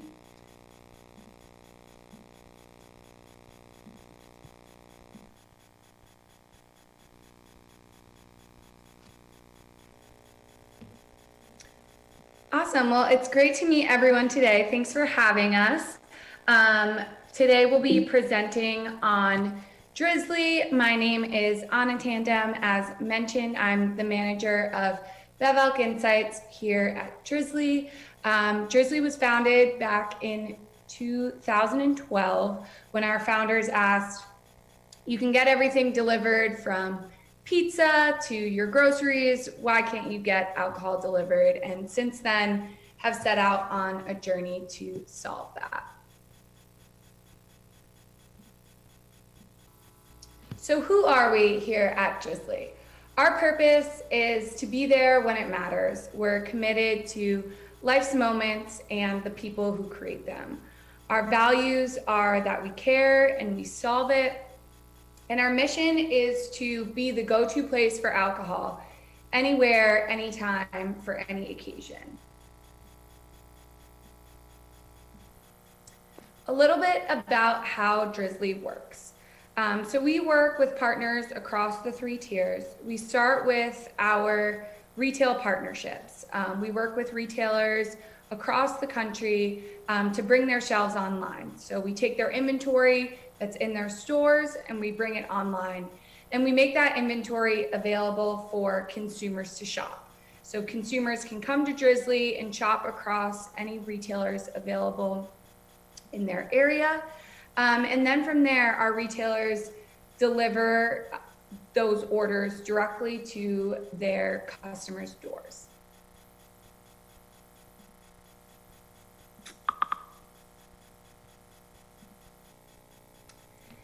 And so what makes Drizzly unique from other players in the space, and how did we really break into the BevElk industry? First is that we're built for compliance within the 3 tiers. So as you likely know, the alcohol legislation in the United States is based on the 3-tier network. And Drizzly's a little unique from other startups in other categories where a company might come in and try to disrupt the system. Drizzly was really built around the system. So we're 3-tier compliant. We're currently able to operate in 33 states where alcohol delivery is legal, and that covers about 70% of the drinking population in the US. And that legislation continues to change, and we adopt with it and move into new markets as that legislation shifts. Further, we were able to break into the bev alc industry by supporting the fragmented nature of the 3 tiers. So we work with retailers from mom and pop shops to chain retailers across the country so that we're able to build that supply and reach consumers in all of those states, and also have the best selection, price availability, and be able to facilitate competition among those retailers in a market to build the best experience for consumers as well as brands. And finally, all of that comes together for us to allow us to create the best shopping experience for our consumers. So because we have this network of retailers who are bringing together all of their inventory, we allow customers to shop from a product first perspective. So they can come onto Drizzly, they can find the products that they're looking for, they can read reviews, they can compare prices, delivery times, and ultimately pick the option that is best for them. And through the years, from 2012 till now, Drizzly has remained the #1 alcohol e-commerce marketplace in North America. We currently have over 5,000 active retail partners. We're adding new partners in new places every day. We are live in 33 states, as I mentioned, with more coming soon. Our catalog is very broad because we are able to support all of those retailers' inventory. We currently have over 180,000 sellable items. And over the past 12 months, we've completed 6,800,000 orders. That's a 26% gain year over year. So continuing to grow, and we're currently active in over 1,600 cities. So a little bit more about our retail partner makeup. As I mentioned, we work with everyone from independent mom and pop shops, which make up approximately 70% of our network. So about 70% of our stores are local retailers, and then 30% of our stores are enterprise retailers. Here are some of the enterprise partnerships that we work with across the country: Specs, Bevmo, Total Wine, and ABC Liquors, just to name a couple. We also work with convenience partners across the country, really working to build our supply and our retail network in markets as it makes sense.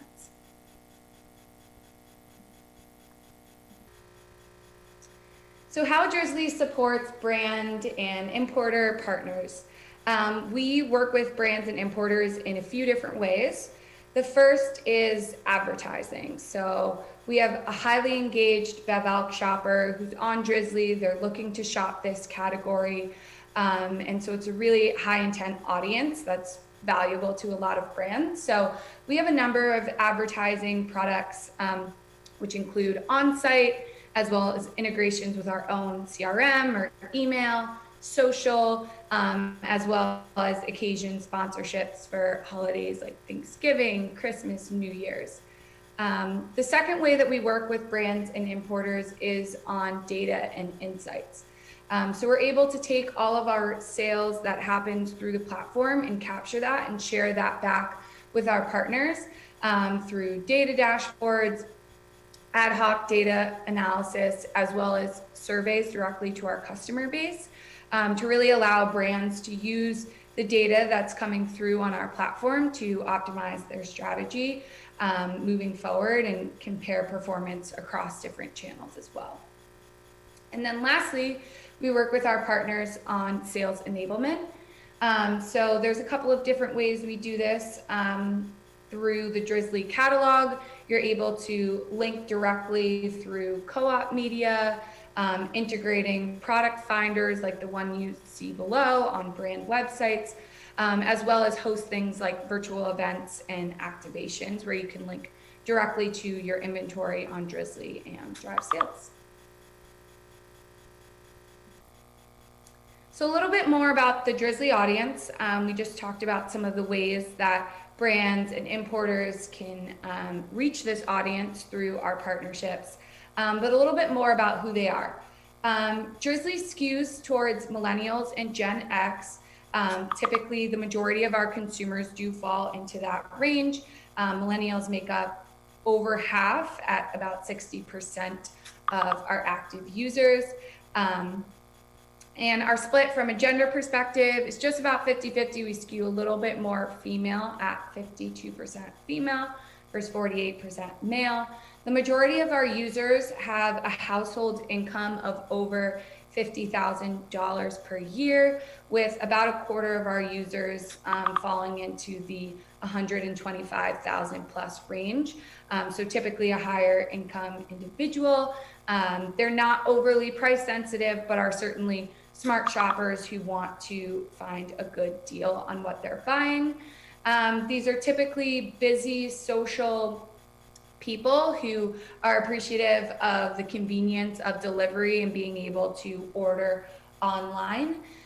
We are primarily in urban areas throughout the US, but are continuing to extend and see more users coming from suburbs as well outside of those markets.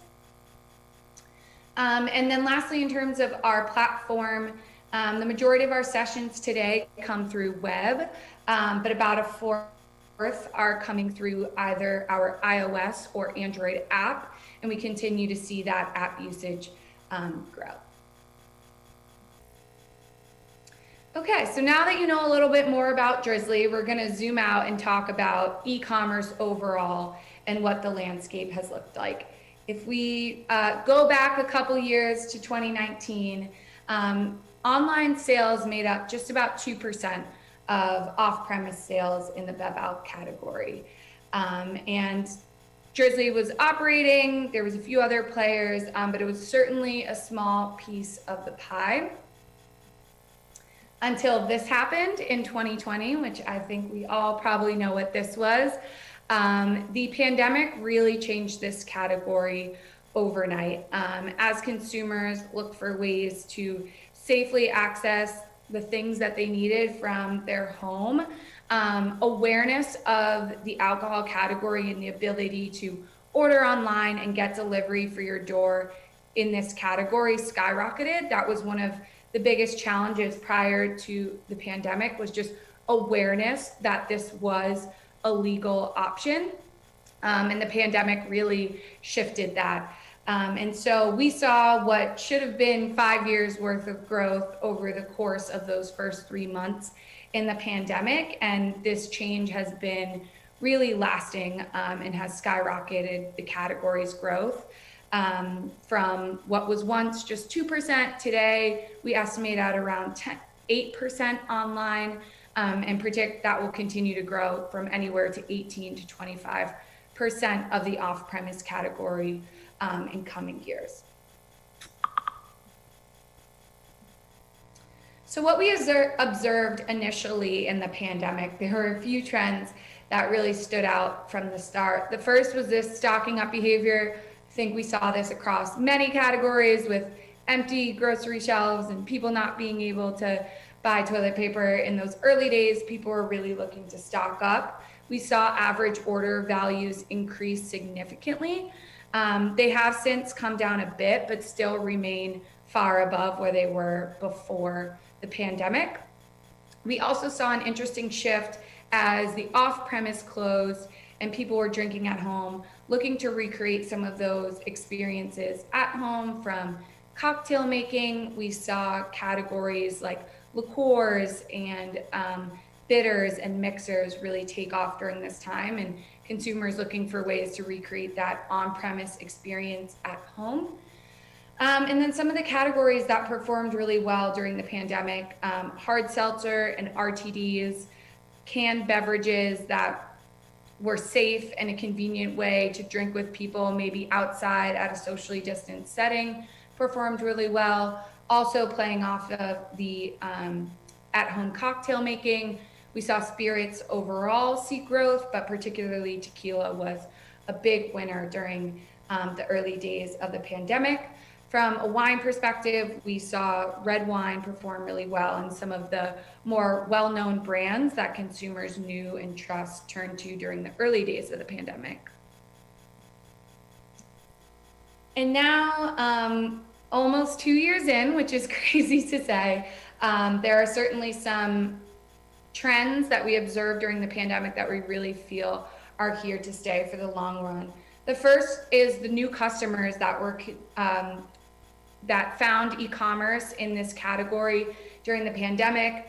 Prior, our customer base was really focused in that younger millennial category, but during the pandemic, we saw older millennials and Gen X turn to ordering online as a safe option, and have really seen that continue over the past couple of years as they've been introduced to e-commerce. We've also seen drinking occasions and occasions to drink at home shift. We've seen an increase in midweek ordering, smaller celebrations, dinners and date nights at home, and really just spending more time at home drinking in more casual occasions than we saw prior to the pandemic.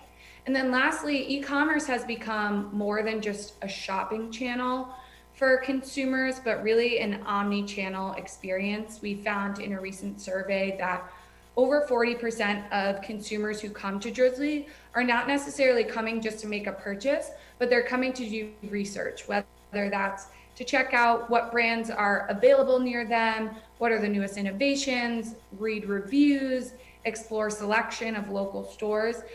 So e-commerce has really become more than just a sales channel, but also a content and research channel, and a way to introduce your brands and products to consumers who are interested in this category and looking for them. As I mentioned, we saw a significant rise in spirits during the pandemic, and this has really held strong. Spirits actually has outpaced wine on Drizzly. Historically, e-commerce really started in the alcohol industry focused on wine, and this was true on Drizzly for many years, but we have seen spirits bypass wine as our top selling category. Now, this is not a bad sign for wine. This really just means that the pie has grown overall, and that other categories are continuing to build out in e-commerce as well, in a way that wine has been more historically online.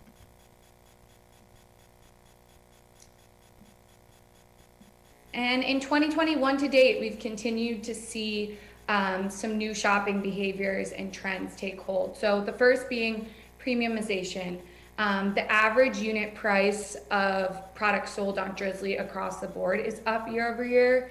We've actually seen this trend, though, be most significant in the wine category. Our average unit price for a bottle of wine is up over 11% year over year, which is even stronger than the spirits and beer category, which is really interesting to see in 2021, sorry. Gifting has also been a major trend that has really risen during 2021. Gift share to date is at about 9% year over year, compared to 6% in 2020 and just 3% before that. So almost 1 in 10 orders that's coming through on Drizzly every day is a gift order.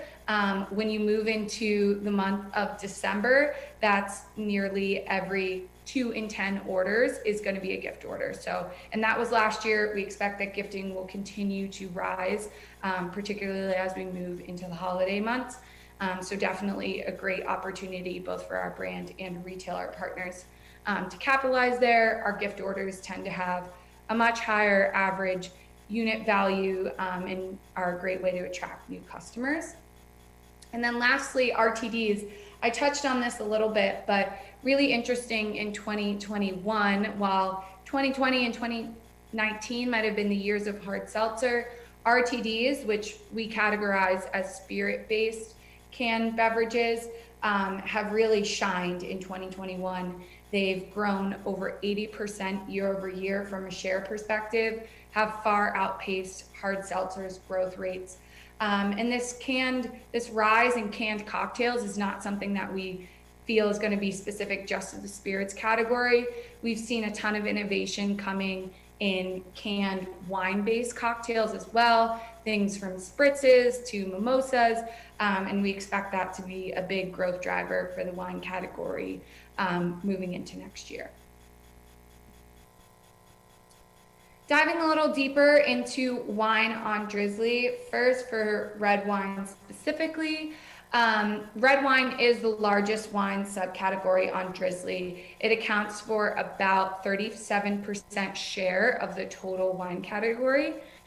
Sales are typically seasonal for this category, so we see share increase during the fall and winter months, so perfect timing to have this conversation. Interestingly, the red wine category tends to skew a little bit older on Drizzly than our overall sales. So the millennial cohort under indexes on red wine sales compared to Gen X and baby boomers.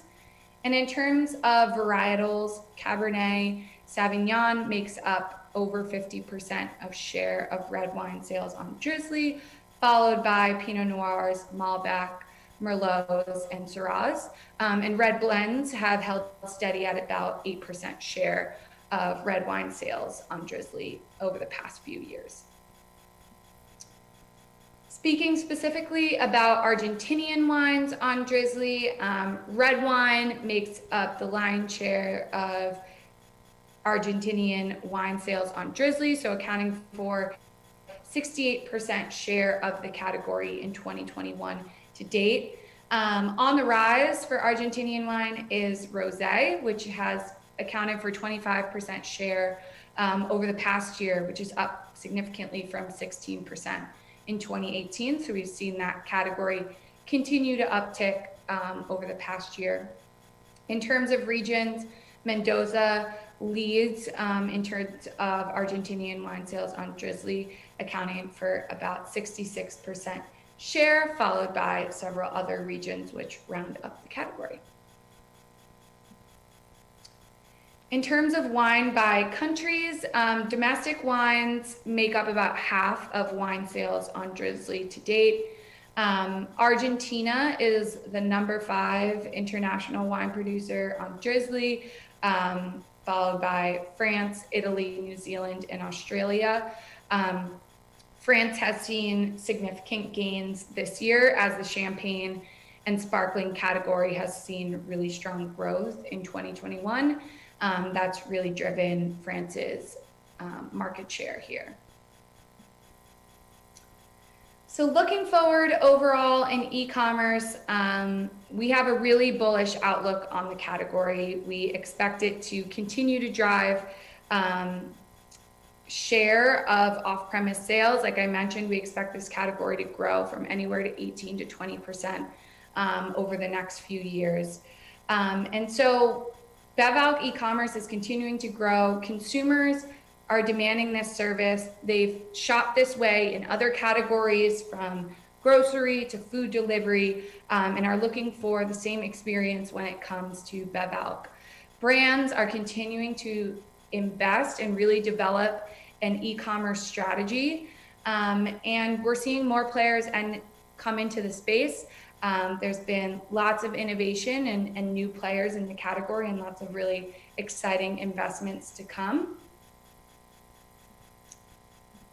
Which, speaking of new players in the industry, we are super excited to share that Drizzly has recently been acquired by Uber and is now officially part of the Uber family. None of our goals or strategy that I talked about in the previous slides really change. Our goal is to work together to continue to drive those moments and connect brands to customers in those moments that matter. A few kind of next steps that will come out of the partnership. Drizzly will integrate into the Uber Eats app and allow Uber Eats customers to shop for alcohol. But we'll continue to maintain Drizzly's standalone app and brand. And this will allow us to double down and continue to invest and grow this category with the size of Uber. So we're really excited about the future there. I know there was a question about markets. for now, we're focused on continuing to expand in North America and grow our reach here, but certainly stay tuned for potential international expansion moving forward. And lastly, if you're looking for ways to partner with us, if you have any questions about what we shared today, or you'd like to have a deeper conversation, like I mentioned, there's 3 different ways that we partner with suppliers and importers. The first is through on-site activations and advertising, the second being through media and sales enablement, and the third being providing consumer data and market insights. So if you are interested, please visit our site at brands.drizzly.com or send us an email at wholesalers@drizzly.com. And lastly, if this was interesting, if you want to keep up with the trends, you can follow along at bevalcinsights.com. We send out a weekly newsletter, which you can subscribe to, and you'll get it to your email every week with the latest insights, category deep dives, and trends that we're seeing in the e-commerce space. And with that, thank you all so much for your time. I want to go ahead and open it up to questions if there are any.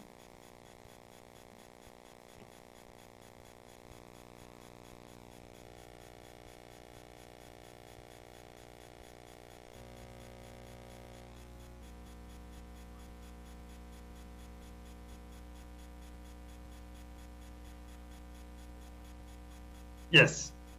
Can you hear me? Hi, Anna. How are you? Very nice to meet you. Nice to meet you too. Thank you for joining us today. It's a pleasure to have you. And I think it has been a fantastic presentation, very clear with a lot of information and useful insights. So thank you for that. I have a couple of questions in addition to the ones that we shared earlier today. I'm being asked about canned wines. As you know, there is a trend towards canned products, and wineries are starting to invest in developing these new products. In Argentina, we have a few, but not many of them are being sent for export. So I would like to know what's the current trend for canned wines in the States. Yeah, this is a category that we're watching very closely. We haven't seen its share spike yet, but it's certainly something that we expect in the coming years. We've really learned a lot from the hard seltzer trend that started as the key category that consumers were interested in. We saw that take off over a couple of years. Right now, it accounts for about 1/4 of the beer category. But what's interesting is that as consumers have been introduced to hard seltzer, and then we saw innovations coming in the RTD space with products like High Noon that marketed that they were vodka based and ingredient transparency. I think consumers have started to become a little smarter and wanting to really understand what they're drinking, what is the alcohol base in that canned product. We did a consumer survey back in July, and we found that a lot of consumers weren't even really sure about the difference between hard seltzers, RTDs, were they malt-based, were they spirits-based, were they wine-based? But at the same time, they all responded that they wanted transparency on ingredients. They want to know what's in what they're drinking. So I think that provides a really unique opportunity for canned wine, specifically in the canned wine cocktail space. When consumers are looking to recreate cocktails that they love in a canned experience that's a really high quality product, as we've seen in the spirits category, I think we'll start to see that take hold in wine as well. So from the innovation side, we've seen a ton of new products coming out, like canned spritzes, canned mimosa products, and I think we'll continue to see those wine-based cans take off. And canned wine is certainly a category that we're keeping a close eye on. And I think as consumers continue to want to know what they're drinking, have transparency in those products, I think it's a really big opportunity for canned wine in the coming years. Okay, thanks. Interesting. Is something to follow. I was looking at the consumer profile. I mean, you over-index in millennials and Gen Xers. when we compare the average price that consumers pay in Drizzly compared with the market, is there any difference? Is people are using Drizzly to buy at the same price points, or to buy at higher or lower price points compared to the market? Yeah, we've seen, as I mentioned, we've seen premiumization trend really take off over the past year and a half during the pandemic. I think as consumers were maybe spending less in other areas like dining out or travel, we saw trading up happening on Drizzly, particularly in the wine and spirits categories, as they look to make, you know, those at-home experiences a little nicer, make them feel special. So we certainly see a higher average unit price, particularly in wine and spirits, than you might see through other channels. Also, our average order value is often higher than what we see like basket size in other channels, because people are ordering for delivery, maybe spending a little more. We typically see our average order value falling in that $65 range, which is higher than a lot of the numbers that I've seen through the traditional off-premise sales channels. Fantastic, thanks. I was seeing the share, the pie of domestic wine under Argentina, which is the fifth supplier. If I recall, it's 1.9% of the total pie, which is a bit less that Argentina has as in the total imports of wine in the US. Argentina is bigger than that. So I am assuming that Argentina is under-indexing in Drizzly. Is there any possibility for generic bodies like Wines of Argentina to collaborate with Drizzly to promote Argentinian wines as a whole? Is it something that you do normally with other category bodies, other countries? Yeah, absolutely. I think Riley, who's on the call, can speak to that like more specifically, what we've done with other partners. But yeah, I think overall there's certainly an opportunity for us to do more to promote international wines on Drizzly. But I'll pass it to Riley for a deeper answer on that one. Hi, everyone. My name is Riley Chistikoff. I actually manage the wine partnerships for the strategic partnerships team at Drizzly for the wine vertical. So I've been here a little over a year, and in the last year, we have seen a huge focus shift towards edutainment on the site. So for us, that means not only building out, you know, really great content for the consumer to interact with while they're shopping with us, but also to pull in brands, suppliers, organizations that can really support that with a unique way for the consumer to interact with different categories and different varietals and different wine styles. So I think that there's definitely an opportunity to kind of meld those two priorities together here. I think that, you know, we could lean on you guys to kind of provide that support in the sense of, you know, just how is this wine made? What makes the Mendoza region so unique in the way that it produces a Malbec, so to speak? Like, how does altitude affect the grapes? And consumers are hungry for that. This is an educated shopper. They want to know where their wine comes from, what the quality is, and how that feeds into the price point that they're ultimately paying. So yeah, I do think that there's certain products that we offer that we could work together to kind of build out that concept on Drizzly, because it's a huge priority for us as well. In the past, we have worked with certain suppliers that were less traditional. We've definitely had conversations around this, but it's probably a part of the business that I personally would like to see get built out a little bit more in 2022. Fantastic. Well, it's good to know, because I think it's a brilliant channel to connect with consumers, to provide more information on our products. So I think it's a very interesting point to follow up. We are arriving to the end. I have another question that you already mentioned about this. Uber Eats acquiring Drizzly, something that we saw on the news a few months ago. I know that Drizzly at the moment has presence in Canada. Is that correct? Yes. So in that case, how do you work? Because there are the monopolies there. It's a bit tricky as well. It's a different than the tier system, but the monopolies they have a certain way of regulating the wine sales. So how does Drizzly operate in Canada? Yeah, we are in Canada, but our business in Canada is pretty small. We're only in Alberta, I believe, right now. Certainly something that we're learning to navigate. We have the 3-tier system down in the US, but we know that every country is unique. So we're currently in Alberta in Canada. We have a couple of retail partners. But yeah, continuing to explore and work with our team on how we can expand in those countries, you know, following the same mentality that we went into the US with, which is really learning each state and their unique regulations and finding a way to operate while adhering to those. So yeah, more to come on international. We are in Canada, but it is a small presence today.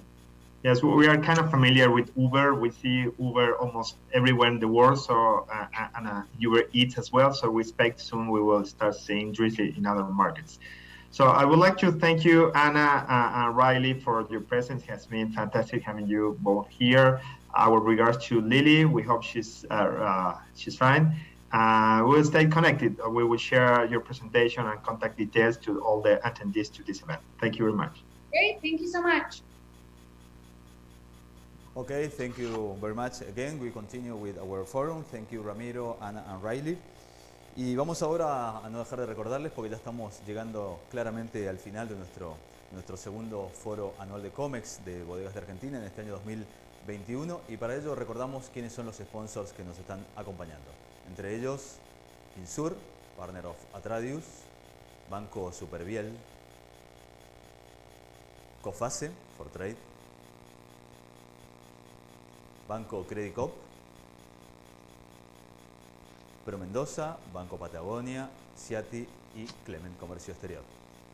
Agradecemos nuevamente a nuestros sponsors y ahora sí, para un brevísimo cierre con algunas de las conclusiones de lo que hemos visto durante el día, la invitamos nuevamente a Georgina Salvatore de Bodegas Shandong. Adelante, Georgina, te escuchamos. Muy bien, muchas gracias. Bueno, una jornada súper completa, espero que todos hayan podido aprovecharla, súper rica en presentaciones. Este foro ha sido preparado por y para las bodegas exportadoras de Argentina, así que como pudimos ver, nos enriquecemos con la mirada de nuestros consumidores.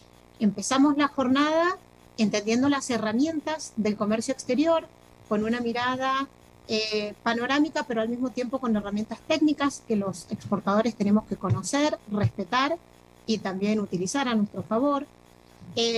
Seguimos con el trabajo que está haciendo Bodegas de Argentina en sustentabilidad. Luis Romito nos compartió el excelente trabajo y la posibilidad de certificar sustentabilidad para todas las bodegas. Esto hemos visto desde la mirada del monopolio de Suecia, de la mano de Hanna, de Systembolaget, mostrándonos que los consumidores suecos, 4 de 5 consumidores, realmente esperan la calidad, la responsabilidad social de los productores, el cuidado del medio ambiente, un packaging inteligente que tenga en cuenta justamente el cuidado del medio ambiente y la trazabilidad, es decir, un hincapié en un proceso productivo transparente. Luego Mateo, de Vinmonopolet de Noruega, siguió mostrándonos la mirada de los países nórdicos, donde hace mucho hincapié en la huella de carbono. Nuevamente, el consumidor de los países nórdicos deposita su confianza en estos monopolios, quienes garantizan la cadena de abastecimiento, haciendo hincapié en que la cadena sea transparente, confiable y que el producto respete los valores de sus consumidores. Puntualmente de Argentina nos pide la ética en los negocios y mejorar las condiciones de trabajo en toda la cadena de abastecimiento. Para seguir rápidamente en toda esta información tan rica que hemos tenido esta mañana de Wine, Beer, de la mano de Rogerio y con Drizzly, gracias a Ana, entendemos estas nuevas tendencias de consumo que desde el 2020, como bien vimos, se dispararon. Es impresionante ver que se produjo el crecimiento de una tendencia que esperábamos en 5 años, en 3 meses, con nuevos hábitos de consumo que han llegado para quedarse. Así que súper interesante saber que también cumplen un rol de educadores, que a través de estas plataformas virtuales podemos comunicar nuestros productos, la riqueza del terroir, y que hay espacio, como bien decía Ramiro, para que los vinos argentinos sigan creciendo en el e-commerce en estos países. Muchas gracias.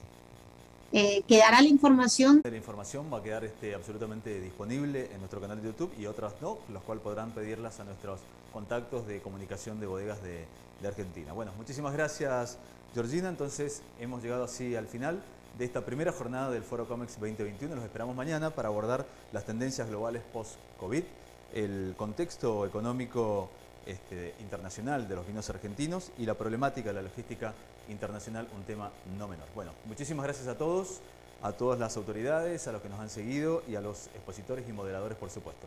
Los esperamos entonces mañana a la misma hora y por el nuevo canal de YouTube de Bodegas de Argentina. Muchísimas gracias. Hasta mañana.